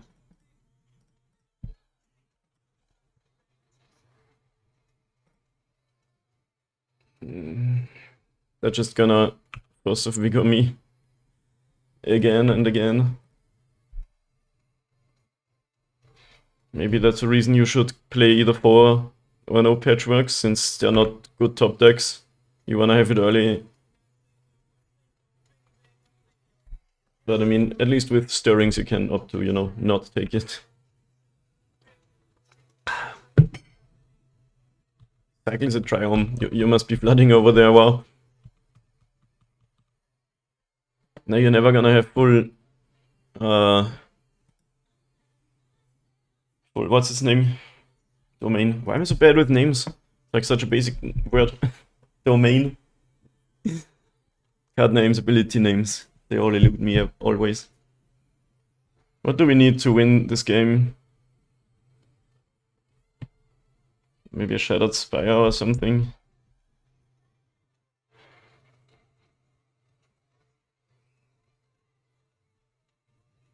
They cycled the land? What does that mean? They have 4 lands in hand or something?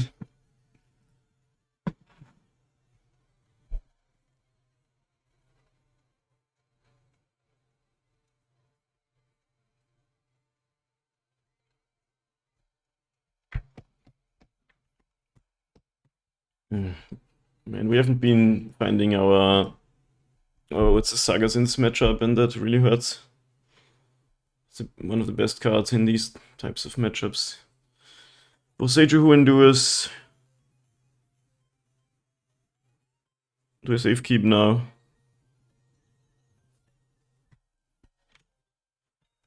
Or do I take my land?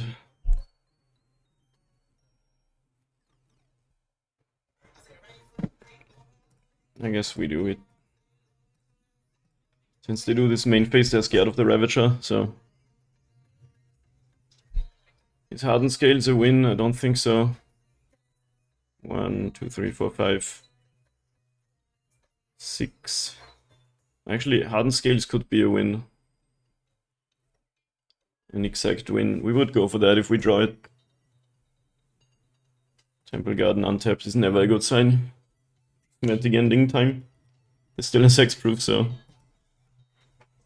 Ren and 6. But now Ballista dies. That is kind of sad too. Oh, okay. Okay, we definitely have to start making moves because we're not beating Ren and 6 Boseiju loop. Come on, Hardened Scales or Shattered Spire off the top of the deck. I said I wanted it's a Saga, so it's something. But now with them being able to Boseiju something every turn, I don't see this going very far. We can sacrifice 1, 2, 3 things into the Ravager, so it's 4/4. So we can make Ballista 5/5, 6/6 with that. Attack them down to 7, but they're not dead. So we can't really do that with them having Boseiju in hand.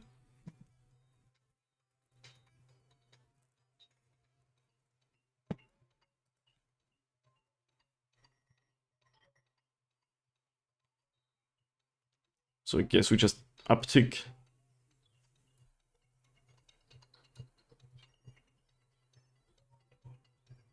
Also not really the best.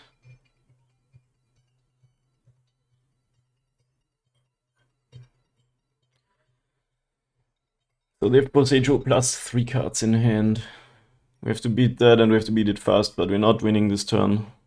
We needed a little bit more engine going. 1, 2, 3. Yeah, we can hit them. We can deal 11 damage here. But then they just Boseiju the Ballista and we got nothing. So we can't do that. Alright, let's play out. They might attack for 3. Do we kill the Ren in 6? I think it doesn't matter anymore. Either we win next turn or we can concede this. So we attack player. I could uptick Ballista, but I think I want to keep up the ability to Haywire Might. So they go to 10.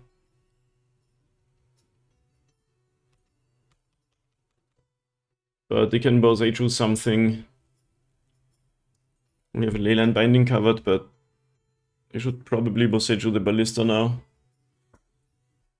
We could draw another one or a Cauldron to do some stuff.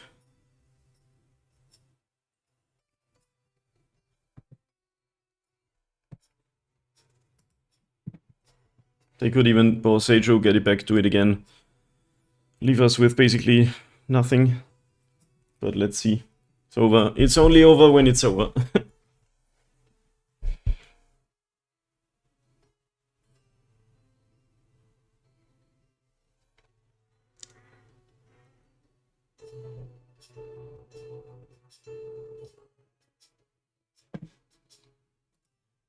Mm-hmm.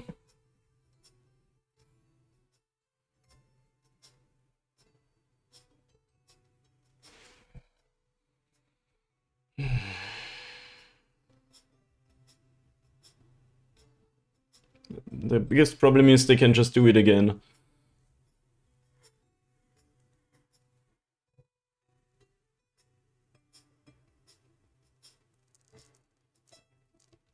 So it doesn't really help much to sacrifice something. We could sack the drum, but I guess we just let it happen.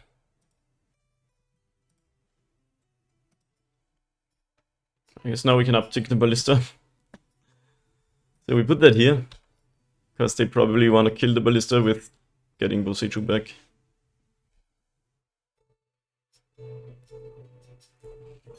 Still don't really see that winning the game.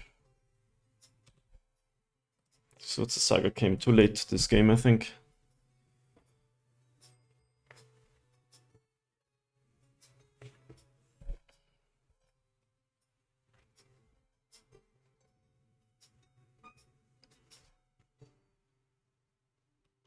Yeah.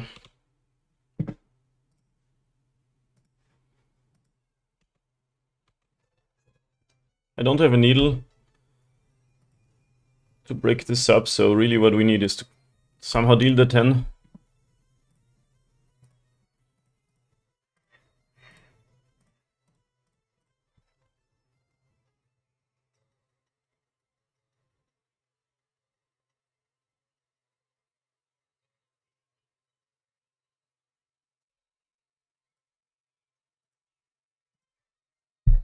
I mean, we could go to kill the Ren in 6.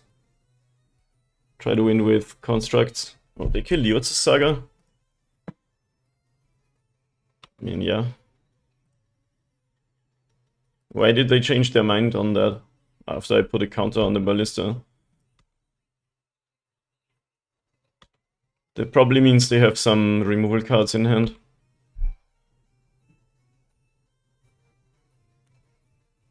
They can't leyline binding, but they can solitude. We can uptick the ballista, attack for 5. We can't handle Haven anymore, funnily enough.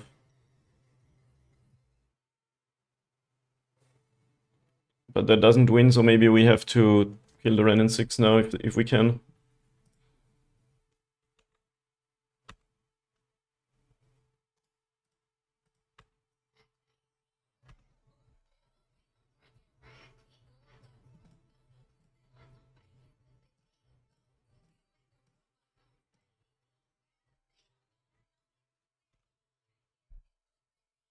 Okay, maybe should have done that right away. I was like, we have to just kill them, but we'll see what the last 3 cards are. Maybe it's nothing. It's never nothing, is it? It wasn't Solitude, though. Kind of feel like they just wanted to Boseiju my ballista, though, so Ren in 6 keeps around. Could only have done like 4. I guess we could, yeah. But depending what they have, we might have a chance now. Small one, but still. Like, it's so crazy. We're ahead on board. Ahead on life, but this deck makes a comeback so quickly. Beanstalk, Solitude, Leyland Binding, draw more cards. I could have killed it before they drew the card. But at this point I think I want to attack with my might. If they don't have removal cards, which is... Oh. Goes down to 7. Is it like Karma again or something? No.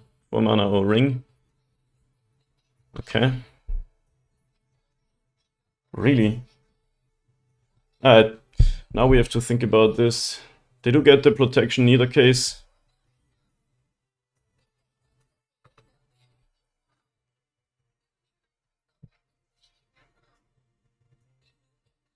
Can I get a Ravager? Wouldn't beat Solitude, but we could kill them upkeep.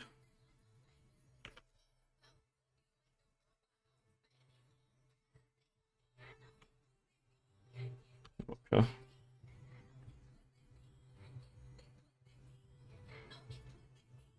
I think we kill the ring if they ever draw cards, because then they don't draw. Because the counter is only added as resolution on the ability.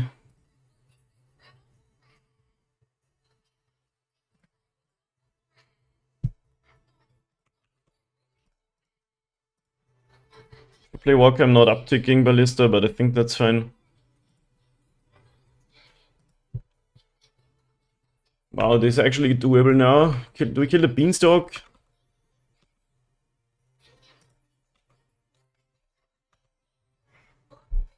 I'll go with yes.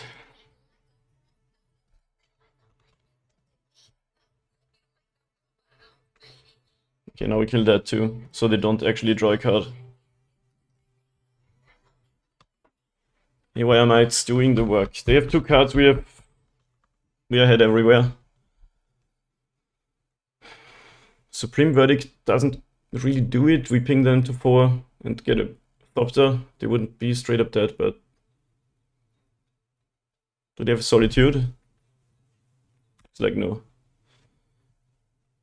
Now they don't draw because there were no counters on the ring before it got killed. Do the game.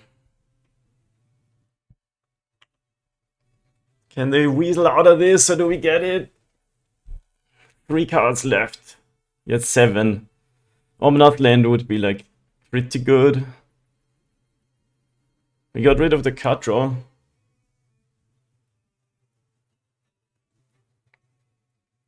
Cauldron might be a good draw. Ravager 2. Prismatic Ending. Targeting my Ballista, that makes sense. Yeah, Cauldron would actually be GG, except if they have more removal.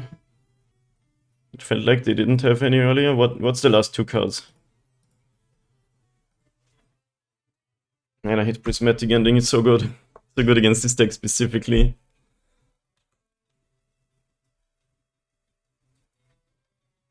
What's the last 2 cards? Is it more rings? One is dangerously low, we have to hope they don't find Omnath and we can just win.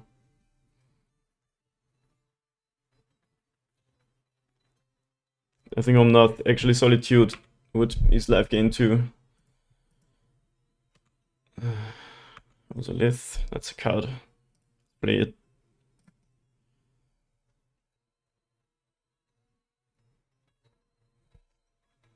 I think we attack and Pendlehaven if they don't block. Might as well uptick here.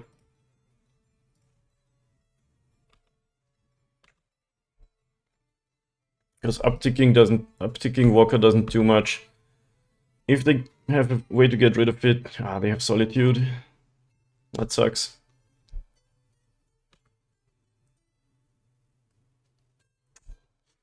That's what we needed not to happen. Oh, okay. I think you should exile the Walker. Guess they plan to block it, but I get a Thopter. And then also Lith counter. Oh. Interesting choice there. I guess they can attack and gain life, so I'm not really winning for now. This is why this deck's so hard to beat. All the removal cards and stuff are good early game, and like Solitude, sick early game, to not die, sick late game, removal plus body.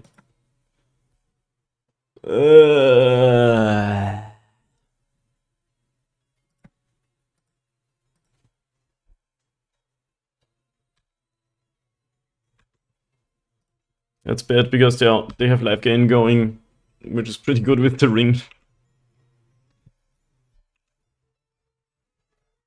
We were so close, but I don't think we're winning. They'd have to never find anything. It's impossible to win the late game against this deck. It's just not happening. Because like this card drop. I guess maybe if we find Ballista, we still have a shot. Because of the Ozolith. But they go to 7 now, so... Feels so bad playing against this deck, like, seriously. Wow, they go to down to 5. Down to 5 passes. What needs 7 mana? Of course, we draw Inkmoth Nexus now.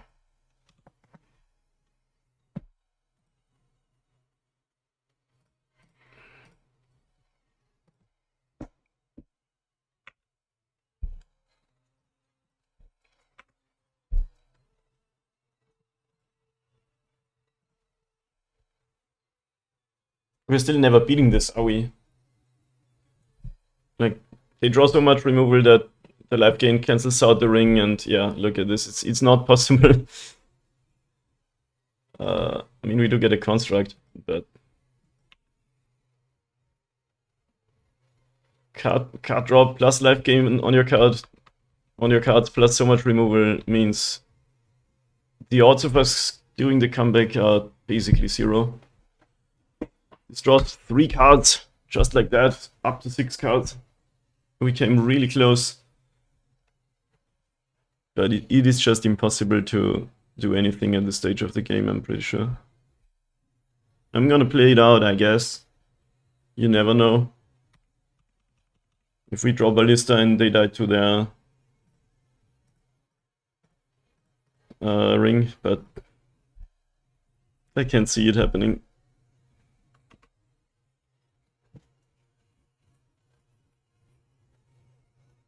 Third Solitude. Like, they go up to 9 again. Force of Vigor. Sure. Sure thing. Oh my god.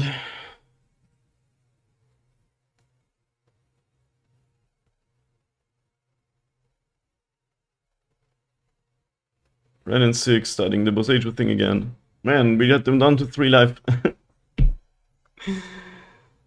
Ban Solitude, you cowards!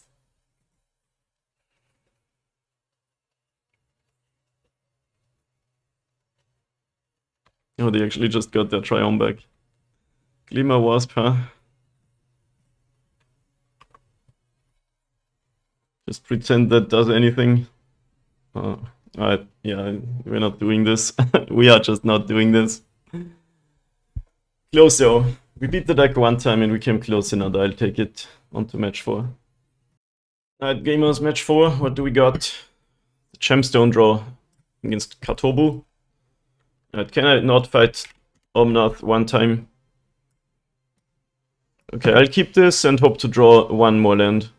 Then it's pretty good. What to exile though? Those are all good. Those are all good.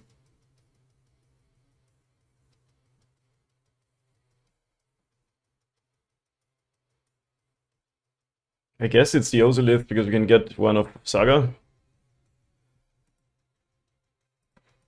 But I don't know, it's a bit greedy. Island? Island Ether Vial, and that's what I want to see. Don't go to the 2-1 bracket without facing Merfolk sometime. Do we kill the Vial? I think we might do that later. For now I'll play Patchwork. Please more lands, otherwise I'll be sad I kept this, but it would be pretty neat.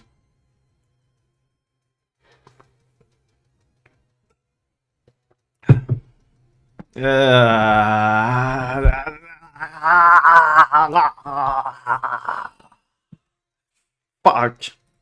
That is so bad. Okay, it's not over though. We kind of found our land. I mean... let's take... What a non-bow. Now I don't have an island because my land died when it became an island. Which means the island walk is turned off. What a non-bow, oh my god.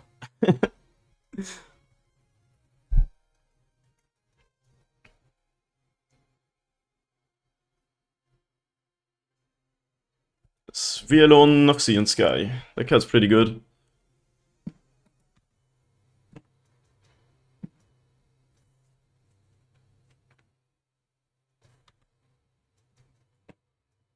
Okay, they can counter my non-creature spells now. That's kind of rough. But at least they would lose creatures.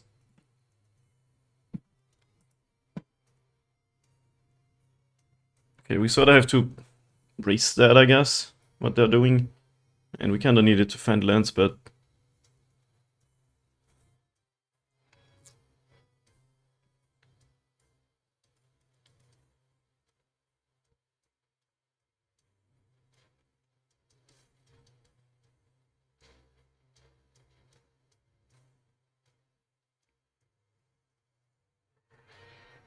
What do we cast?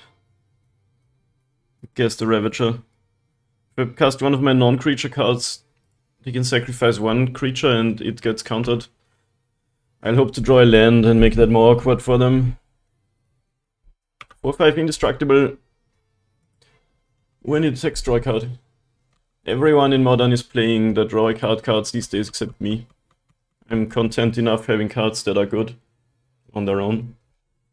That generate so much value that it can beat the card draw, except up the Beanstalk, specifically in the One Ring.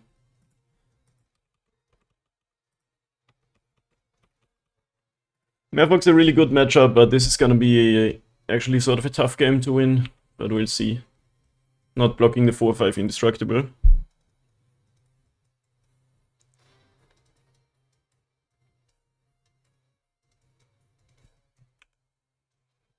5/6, I guess. Let's see if they have another Tide Shaper to make it so I can't block ever. Preordain. Wanna counter your own non-creature spell?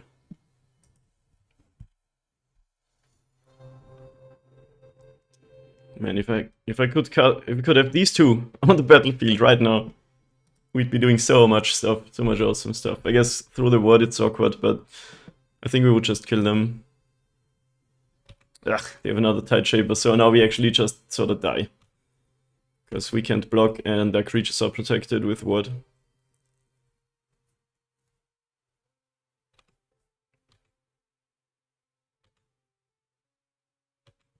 Scales. Ugh, we really needed a land.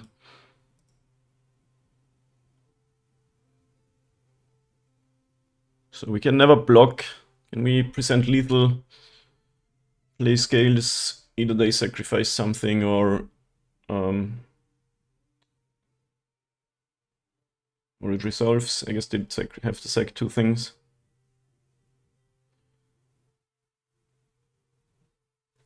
So let's count how much power they have for now on the board. 9 and another 9, that's 18. So even if they sacrifice one card, they have lethal that I can't block, like Tide Shaper. So let's cast the scales and see if they wanna actually sacrifice two things. Then it's not lethal anymore. Okay, they didn't do that. We can cast a Ballista to add 2 counters here. We never present lethal though, it's just not enough. We'd need the Cauldron out. So I think this is actually a GG momento.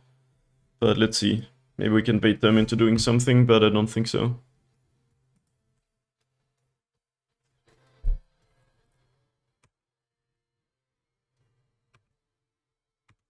Merfolk's totally beatable if we don't stumble like that and they don't draw like 2 Hercules Recalls in the sideboard games.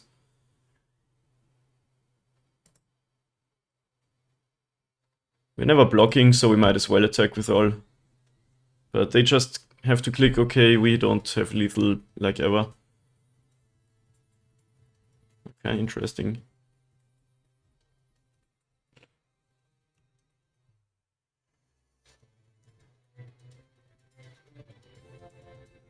Can't kill both Tide Shapers though. And if one is dead and we go to 15, they have 14 damage. So there's some sort of world where this works. But I think the Hexcatcher makes it so we can never win with Cauldron next turn.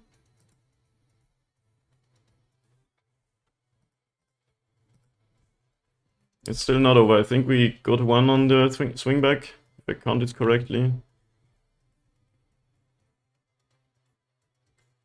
9 and 5 is 14, yeah. But they could have another Lord, of course. They draw 2 cards here.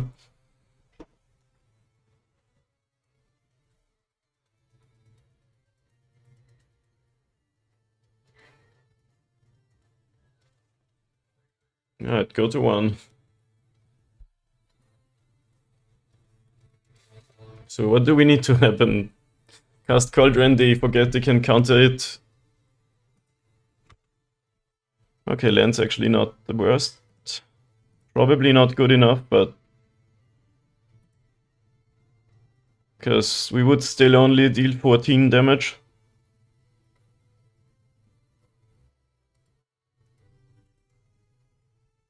I'm at 1, so you should like...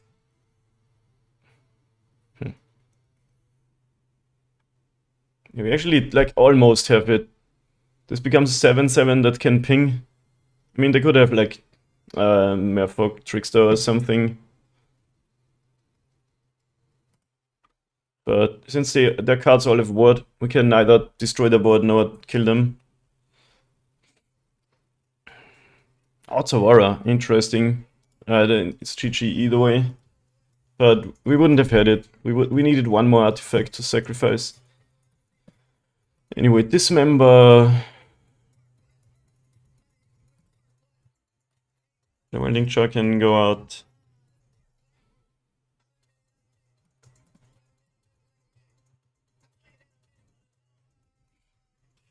I'm not sure about the Haywire Might. Like, you can kill Ether Vial, but I wonder how this game would have played out if I turn 1 did the Might on Vial. But they're slower and I'm slower too. They can still kill my Saga. I think I would probably still have lost. This could maybe be a world where this is gonna do something. My spicy pick for the day. So the Char doesn't do much against Mono Blue. Patchworks are like also not amazing against Scales. Against Merfolk, obviously. I think I'll take out one of these. Could play Needle, but I'm like not that scared of an Ether Vial. Is Needle better than Might? I'm not sure. Might is like... This doesn't do anything against putting it in from hand, right? But again, I'm not really scared of the Ether Vial. Tamios could actually be better than Haywire Might too. We can protect something from their Dismember. Yeah. Let's see. Okay. Lots of engine in the Ravager. What's Saga is a big liability in this matchup, but I think it's fine. So how does it play out? If I play out Saga turn 1, I can turn 2 like Saga Drum, then go Ravager Hardened Scales, Ravager Ozolith. But then they can already do the Tide Shaper thing.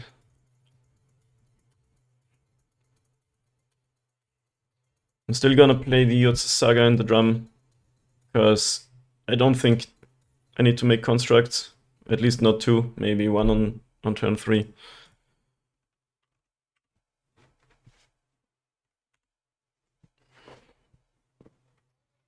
And if they have Tide Shaper, I at least get 2 activations for mana out of my Yotze Saga. Wow, there's a lot of Hardened Scales. I can't do the Boseiju thing on Ether Vial, so I'll just play it as a land. I need my land drop anyway.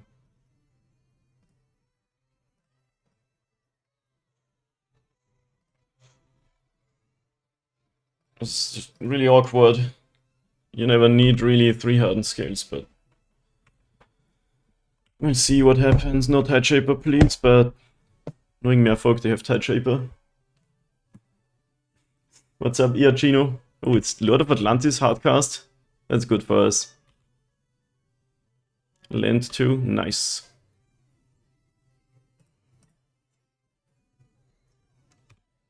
Why don't play Scales?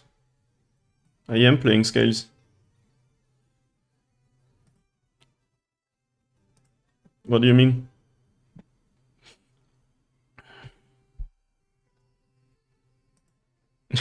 I have so many Scales. I have all of them. It's awkward that I had to play out my creatures before the Scales, but...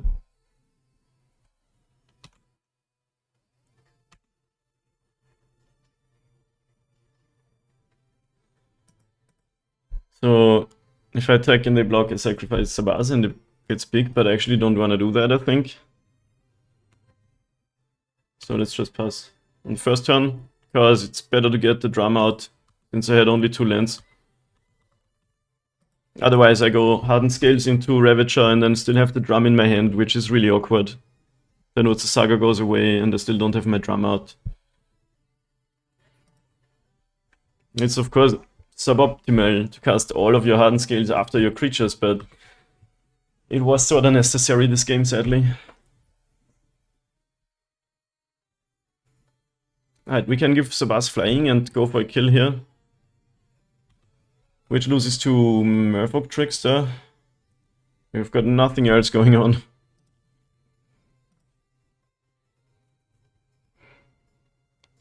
How much damage do we do if we sacrifice the Ravager? Only the Ravager moves 4 counters to Sabas, actually 5. And another 4 from the Ozolith, not really a kill. Can also sacrifice our drum. Now we don't need it anymore.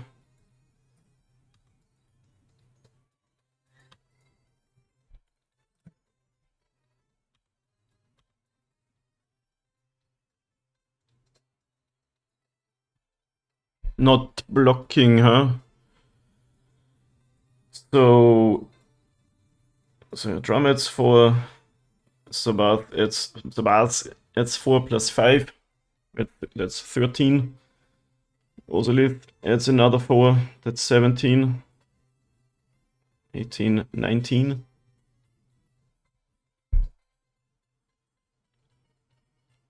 Five, 9. Sabas adds 9 is 18. We can deal 19 damage. Is that real?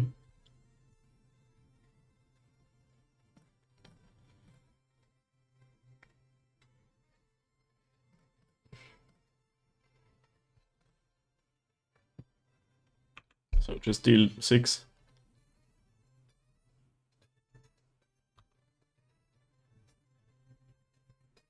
Alright, there's a lot of lords. Is there a world where we die here?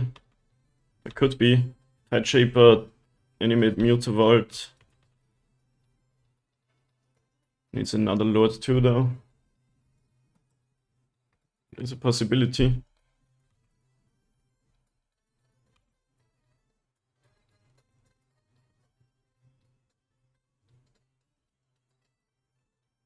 So that's 12. They would need to deal 20. That's never gonna happen, right? Could still block. Makes Sabas big, but then that just kind of loses to any interaction. We just take it. Hopefully win next turn. Might still lose to any sort of bounce spell like Otavara. Ugh, that costs 4, so they could have that. Stirrings might be good. Any modular creature maybe?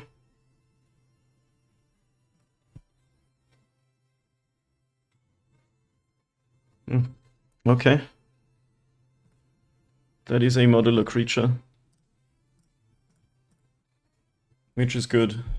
It's now we can maybe present lethal with 2 creatures. Any forces of negation or something?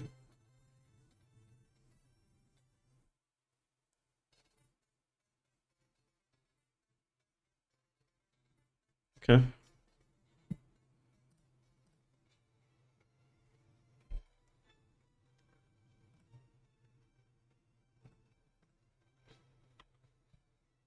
We have to go for it here. We lose to some things, but not all the things. That is a lot of replacement effects.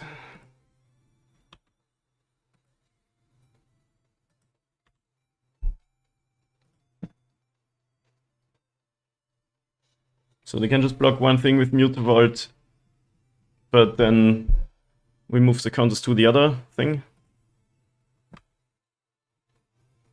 I should have put that on Sabas. Because then I just can sacrifice Ozolith for Ravager and both creatures are lethal. I hope that's not gonna lose me the game. I guess Merfolk Trickster wins either way, since they have 2 blockers.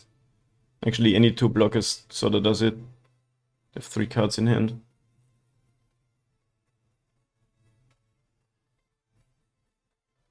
Maybe I was too scared of removal and took too much damage by not blocking. Also, if I had my drum around, I could give this flying, which could be relevant. Maybe some mistakes were made this game, it's possible. Otawara, now you need to have a creature though. But you probably have one.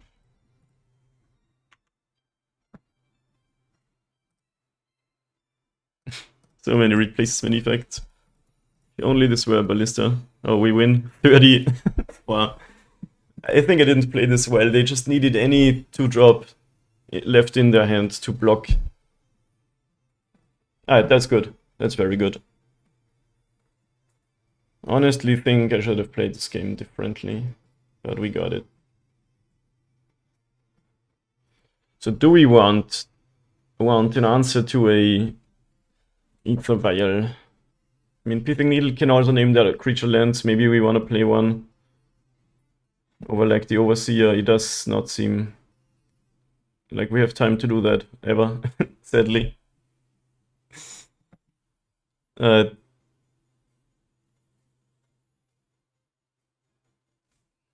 the draw, we could also...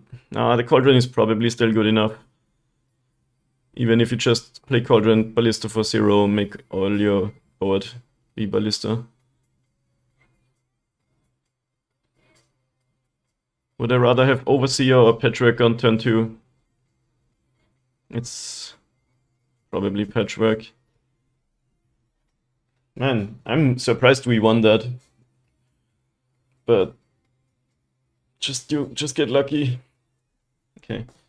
A 1-lander, but we have a drum and a stirrings. I'll keep it.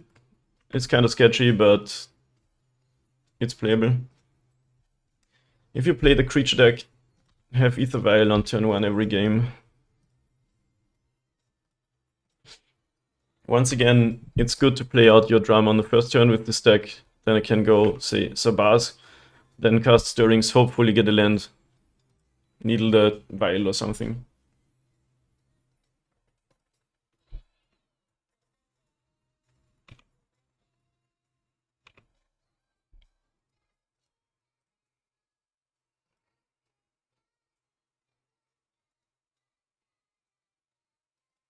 They could have Hexcatcher and sacrifice it to counter my Stirrings, but they would just make it a removal spell.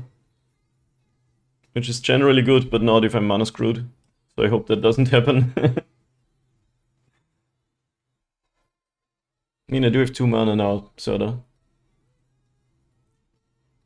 Okay.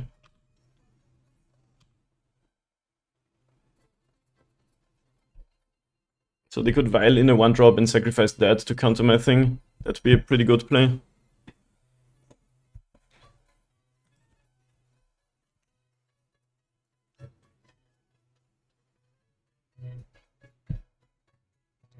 Man, I'm getting so thirsty and my water is empty.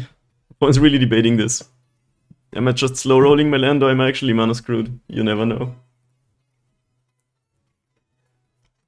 Yeah, they're doing that thing. That's pretty smart.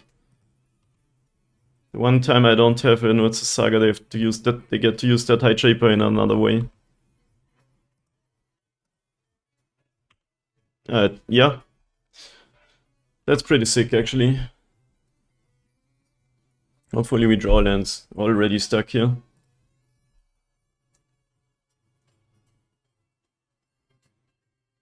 And get some water in the meantime.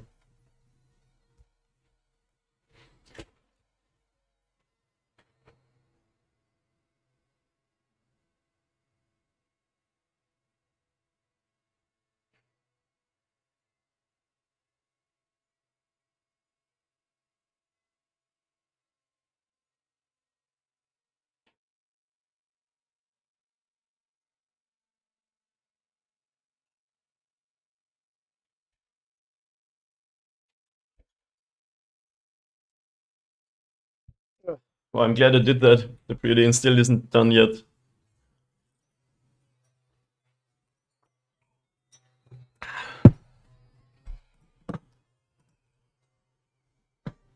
Worst case scenario, they somehow kills a boss and we don't really cast anything. Best case, we find a land and cast stuff. Put it in 2 top.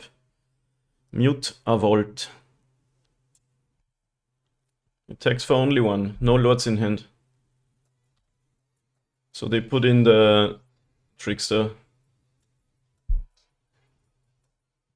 I guess I dismember something now.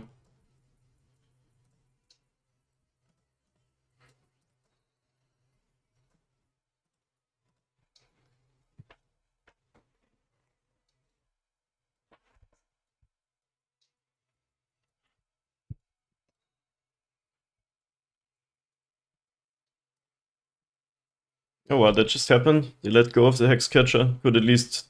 I guess sacrificing it doesn't do anything. I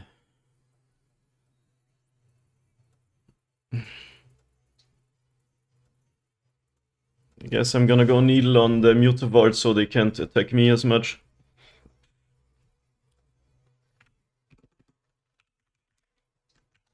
So they can still make mana, but not make it a creature.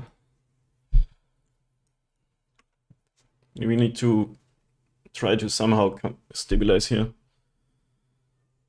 They have 3 cards, what are they?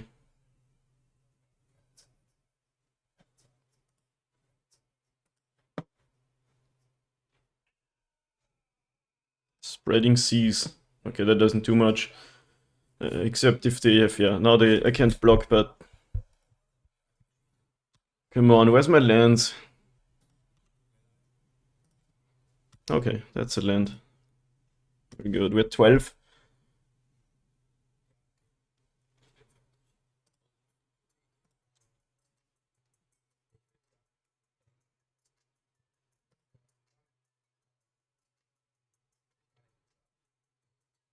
Okay, I can't block anymore, but they have 5 power on the battlefield, we're 12, so we're never dying next turn. The Mutavault can't attack. So I can play Walker and then play next turn Ravager Uptick Walker. That's really bad if they have Otawara again.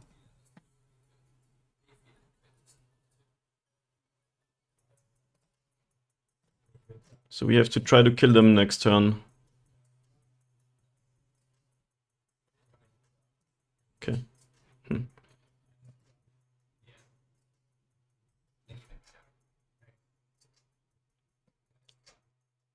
Yeah, I think that's the line.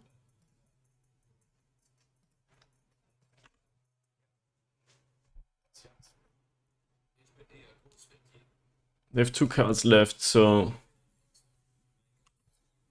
If they have some way to hold us back a little bit more, play a Lord here, we die in 2 turns. And that's that. We find land, we can go Ravager, Ozolith. Even without land, we might... 20 is a lot. Needle. Needle on. Springleaf Drum probably names Walker. Could also name Ravager or Ballista because that's how we win. I think Needle on Ravager means we lose, either way. But if they don't have a Lord, I guess we survive 2 more turns.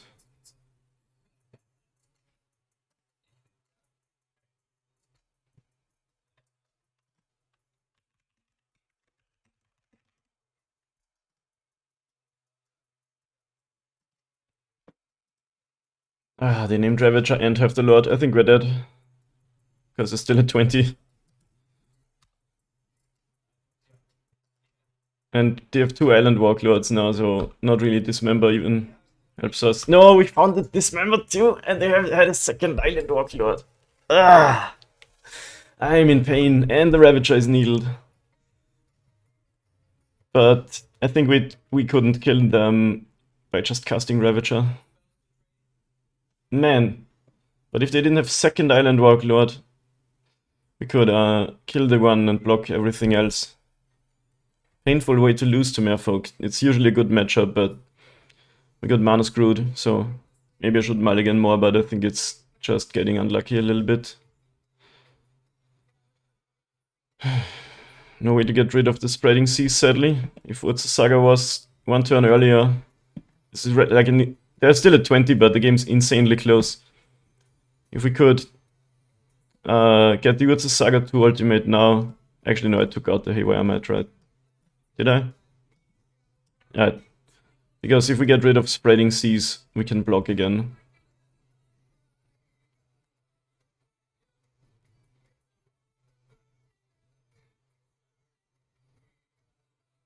And Ravager is needled, so we can't really do anything.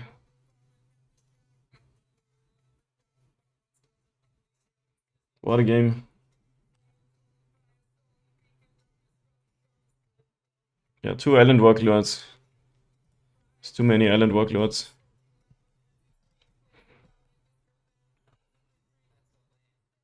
If we could live one more turn, we would just kill them. Crazy.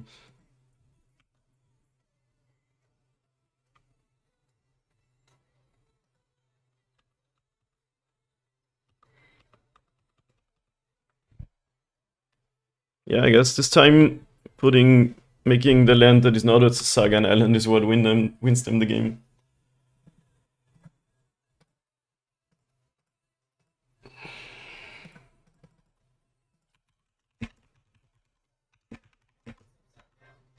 What is this?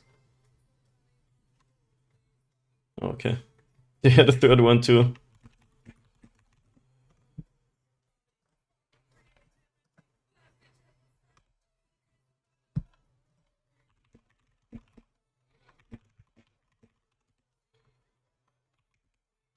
Yep. Close one, but sadly losing to Merfolk for once.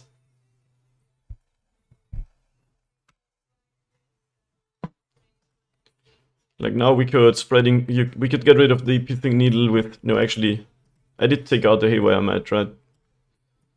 So I think I should keep that in, because it can kill a Vial if they keep a one land, and it can also destroy some of the other options.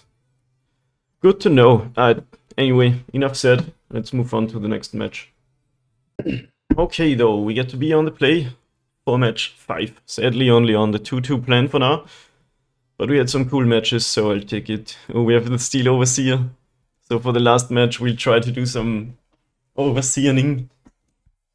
What should be Omnath for the third time this league, and I'm just gonna uninstall Magic Online forever. But on the off chance it's not, I'll play out my creatures. Try to do some overseeing. Which matchup could that be good in? Any like non-interactive matchups?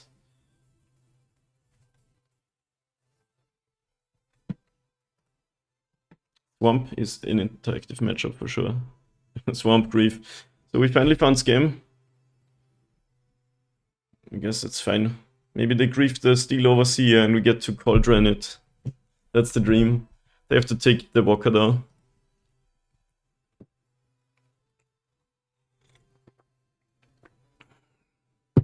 Because that is a card that when it dies does stuff, and that black-red deck doesn't like that. Probably takes Ballista now. Maybe if you play Steel Overseer, you have to put more Welding Chars in your deck. Because I'm gonna play him and he's just gonna die. Okay. But in a perfect world, he'd survive. And we drop the scales and do some more stuff with it. But the odds of that happening are very small. But they are existing.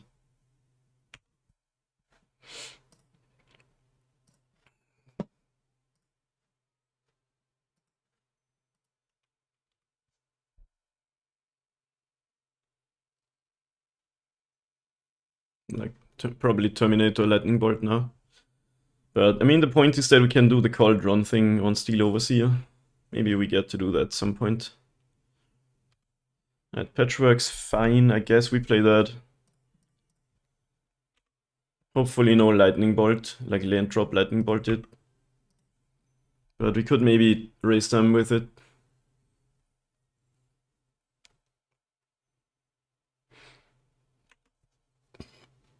But we don't have any artifact spells for now, so it's not looking very strong. Maybe you should play either 4 or 0 of that card. Like, it's great as as your early spell, then dumping your hand, but not great like this.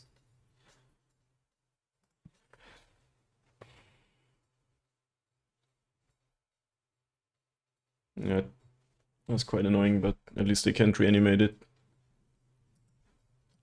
Blood Moon has entered the exile zone, I wonder why.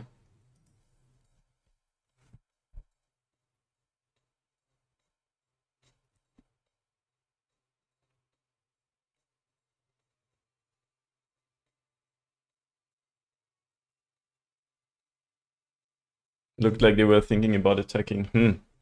Should I do the thing Bedex designed to do, or should I just hold back? Let the opponent do something for once. What's a Saga, please?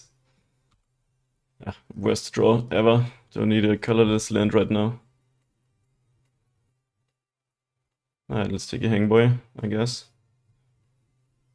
Even though we're gonna go to 8 and then to 4. Maybe we need something better.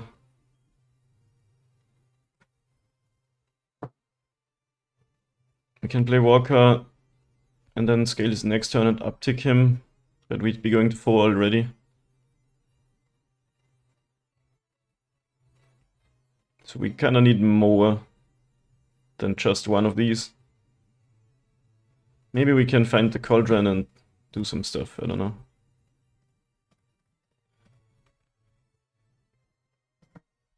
This game's not over, but we need, like,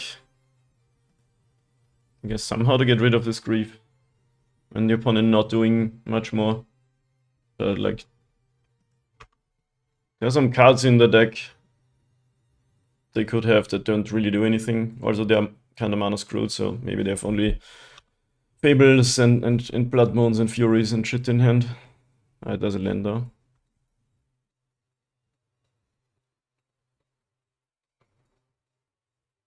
Fable of the Mirror Breaker. Okay. So we have a plan. Draw what? Arcbound Ravager, Cauldron.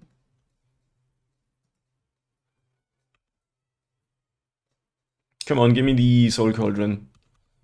Also, Walker not dying somehow.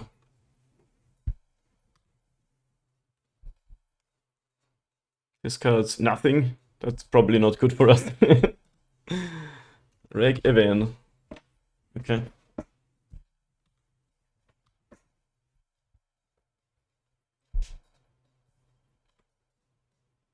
Probably has a lightning bolt, so we die then.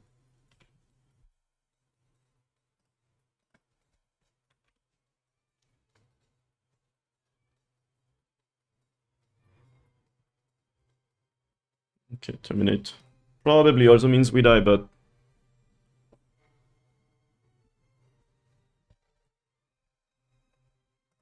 turn to 2. Does Cauldron help? I mean, sorta, kinda, maybe does. Come on, do it. You know you want to. Shattered Spire means we just die in combat. That's fine. That was like Scam doing exactly what it's designed to do. Having the turn 1 thing and ride it to victory. Dismember for the... I'm so bad with names, oh my god. The Void Walker. Could play a cage to shut down the... Like, 1 cage shuts down all the reanimate cards, which is probably a good idea to have. Haywire Mat can kill Blood Moon to unlock your lands. It can kill some other enchantments.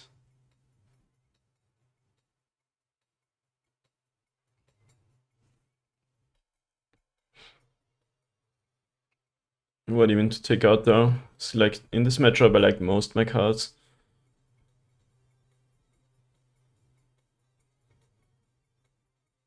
Could drop some stirrings because of like when they have Blood Moon it's hard to cast. Not sure if we wanna play the cage, but I think so.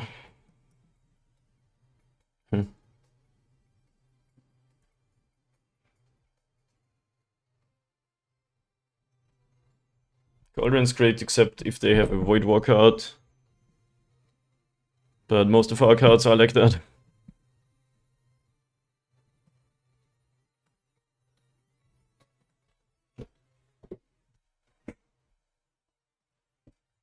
Can we beat my favorite matchup today? Towards the Sagas is a keep for me. That card is very good against this deck. Obviously 5 lands is a lot, but these are... I mean, now if they do the Blood Mooning, it's rough, but if they don't, Towards the Saga is very good. Turn 2 Patchwork is better than like turn 5 Patchwork.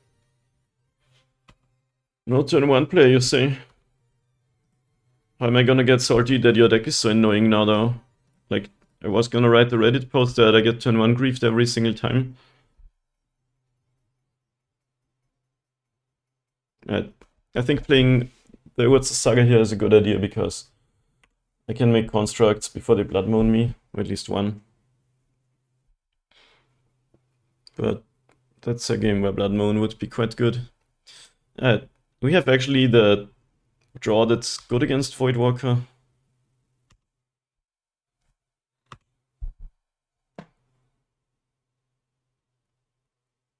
Drum's interesting. I guess I'll play that and make a construct. Now I want to find a Dismember or a Ballista for this friggin' Voidwalker.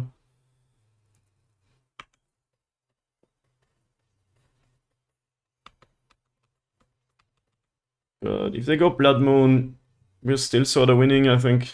Like, they play a 3 mana card, and our board grows. Yo, Toaster in the chat, by the way, what's up, dude? Final Fantasy XC. Opponent's attacking with the Voidwalker, but now you can't do the... Now you can't do the cast my card thing. No plays, huh? What is this? Oh. Lightning Bolt, pay for ward. Sure. Works for me. At least it's not Blood Moon against my 2, it's the Sagas. Urzers Sagar.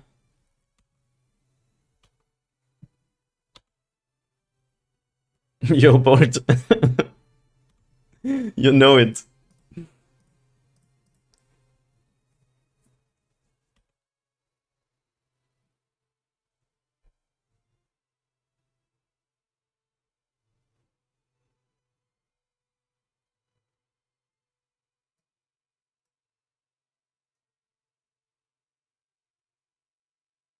Let's get the Ozolith that does stuff through the Voidwalker, which is pretty nice.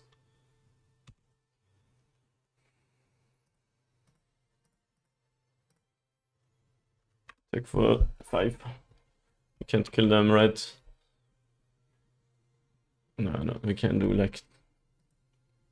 Not much more than 5. Because once again, the constructs shrink when you do Ravager things. Let's watch them have the Hidetsugu card. Engineered Explosives is good, but not game winning.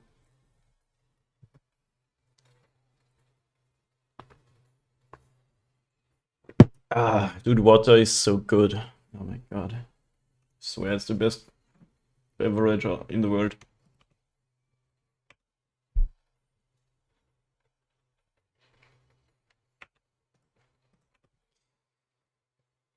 Oh my god, we're down to 14 life! Engineered Explosives cast with 0 colors. Okay then.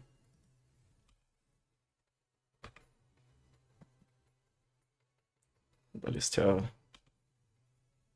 Schafft gespritzt or just called Apfelschorle. If Schorle is so good, then why is there no Eierschorle? Get it?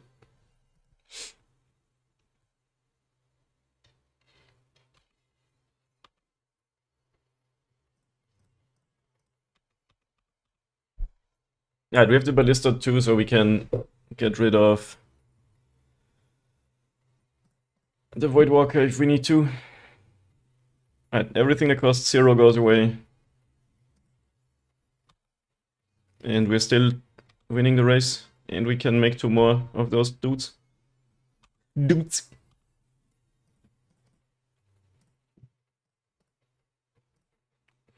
Eiersaft.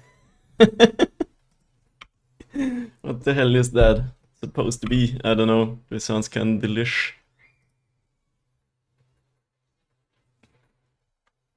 I really hope they don't have Hidetsugos. They have 6 cards in hand, but they had 9 life.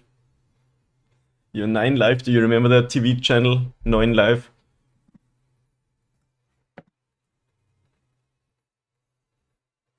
Can I skip this song? It's kinda lame and 8 minutes long. I'm sorry, I haven't played the game, I have no relation to it.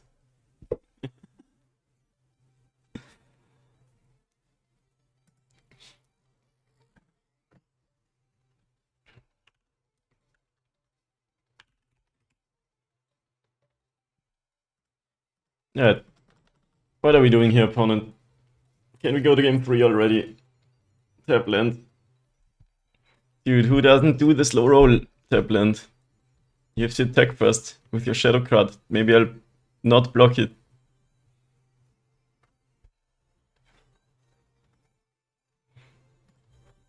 The extended version is 13 minutes. That is a fact. That doesn't change the fact that 9 minutes is already too long. You know? Tony, what you doing? What are we doing here? Weak. Finally decides to go to combat with the creature that can't block and can't be blocked.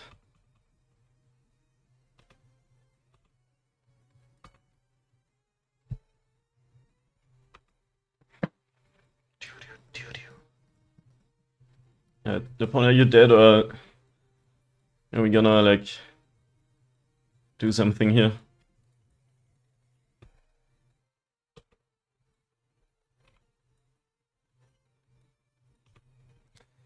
It's Herbert, the Glimmerwersp.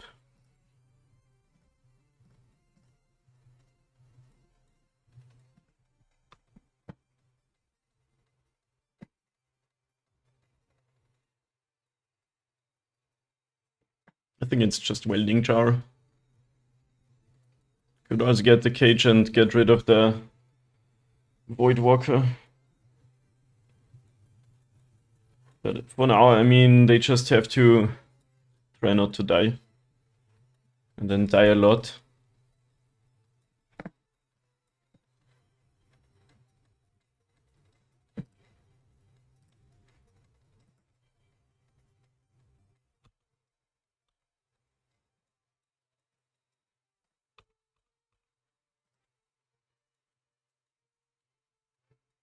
Orcish Bow Masters.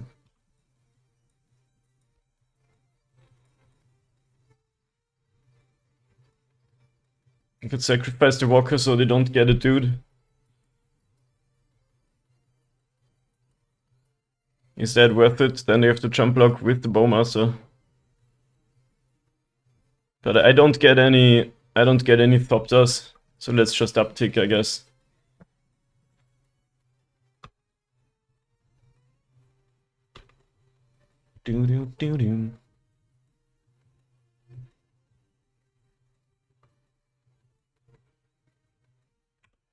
When Emsa react, I restrained myself from watching it myself.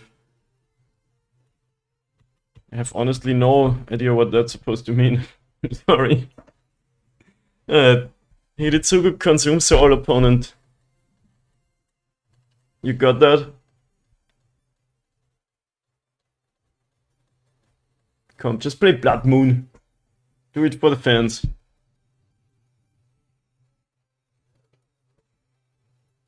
Koljargerns Kommernd. So I can regenerate, and I guess then they do engineered explosives, but they still kinda die.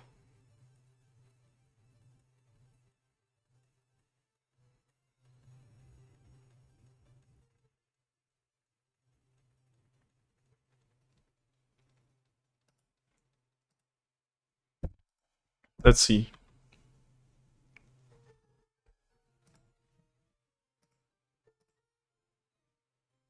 It hurts me so much when I don't get any Thopters off a walker. And now you concede? Okay, interesting. Oh no, the opponent saw that they had the best card in their deck on the battlefield. I couldn't have seen it coming. And on the draw, the cage is not as good, but would any card be better? Probably not. It still shuts down all of their reanimate cards for 1 mana. Maybe we should just play Worker.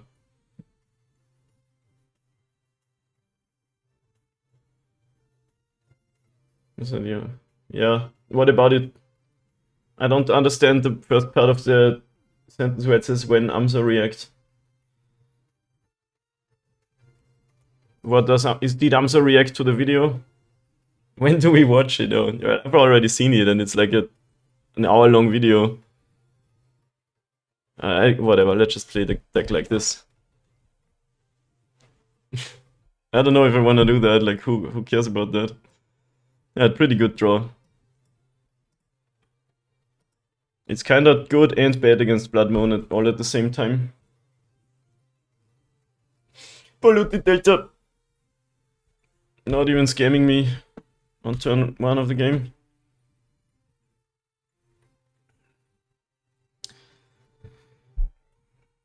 Okay, I can go Hardened Scales. Usually I want to play my drum first. I don't want it Thought Seized though, even though obviously they didn't have any. But Hardened Scales means if they drop Void Walker, I could kill it immediately before they have a chance to like reanimate it. Sadly, the Ballista wouldn't go to the graveyard though. A Dragavan is not scary. I thought you would watch it on stream. I don't know, it's really long, like. When it doesn't even cast the Hardened Scales. Okay. I'll not play my What's the Saga, I think, because I still have spells to cast, and if they have the Blood Moon, it just goes away immediately, which would kind of suck. No momento. Let's play the 2/1 drops, and we have mana up for animating Nexus, if they have removal at least. Any bros in chat? Question is if they dash again, do we even block or do we just like not care? They'd get another treasure and could Fury us, I guess. Actually no, it costs mana to dash a monkey. Blood Moon time or... They do have that card. Oh my god, I hate it. Many people don't play that anymore. It says non-land, so we can at least animate this. But it's still pretty rough.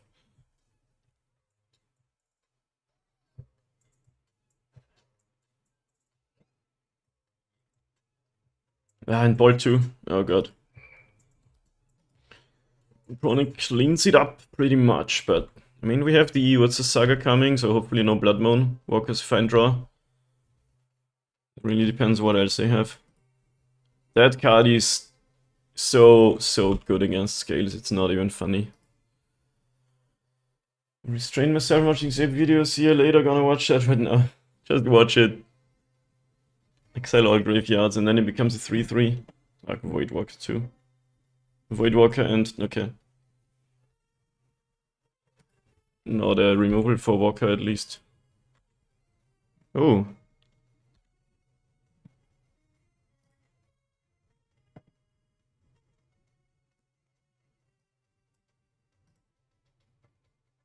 Alright. Let's play Scales and Ballista and hope we untap with it.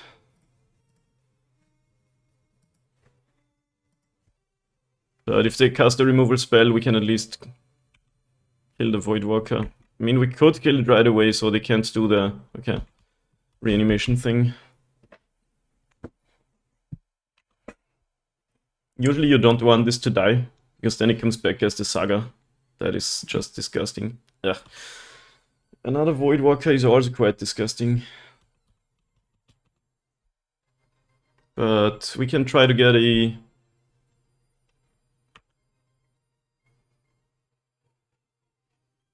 Ozolith. Make a big ballista. But that's really bad against removal spells.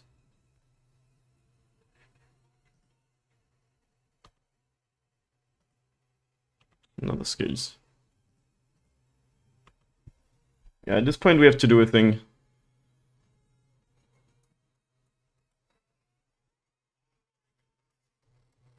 This song is so good.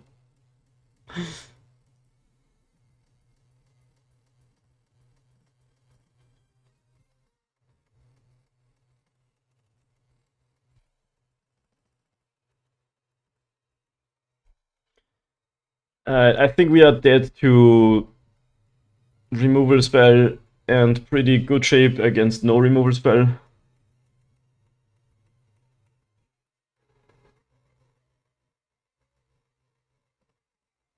Yeah, it'd be like that.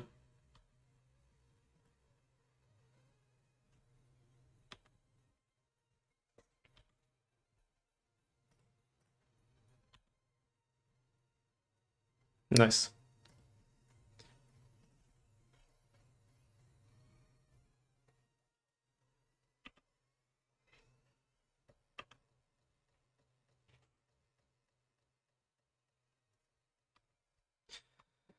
When this card deals damage, put a counter on it. When it deals damage to a player, if it has dealt 10 or more damage to that player this turn, they lose the game. Doesn't seem likely to happen. Or that you're not dead already if that happens, like, what?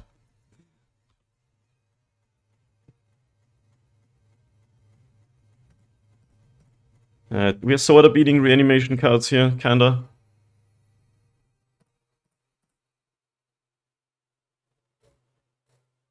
Okay, they don't have any. Feels like this game's over then. Because now Modular is unlocked.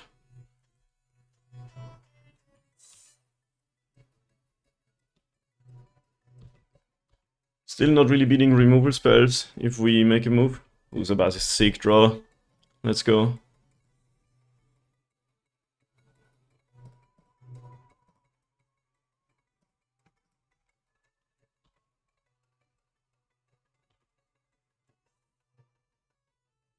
We're beating a bolt. Okay. They have nothing. Oh my god. What is in your hand, opponent? That is crazy.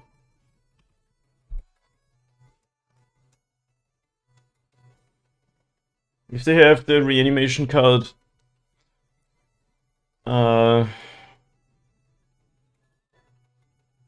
it's kind of bad because if this comes back, it destroys kind of all our cards. We could just ping them to death.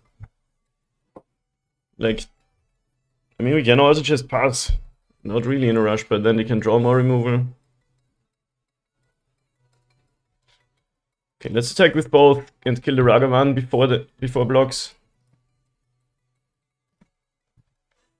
So they're kind of pretty dead, even if they have a thing.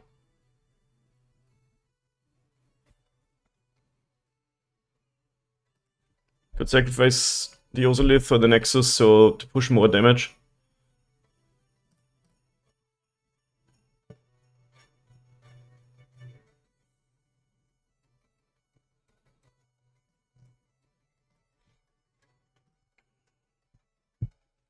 Not sure which is the better. But now they're just dead if this connects. Okay, that doesn't do anything really. Could even have pinged it in response, but they take 12. And I guess there's damage on this now. Huh. So we can't really ping 9.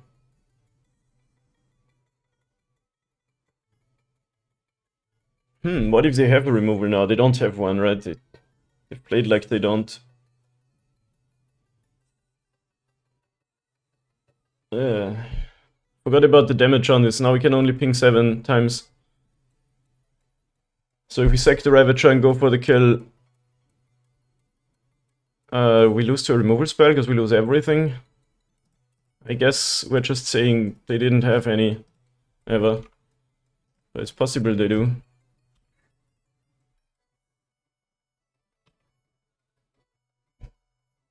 Okay. Then we're good. Could have won in a million ways. I was trying to beat a removal spell. And I failed at that, but they didn't have any. Alright, at least we're still beating Scam. That's the bottom line that counts. Nice, nice, nice. 3 and 2, losing to Merfolk for decks and Omnath once, beating Omnath once though. Alright, give me a good chest. And we get Forced Fruition, 6 mana enchantment when opponent casts a spell that player draws 7 cards. Cool artwork though. Probably not worth anything though.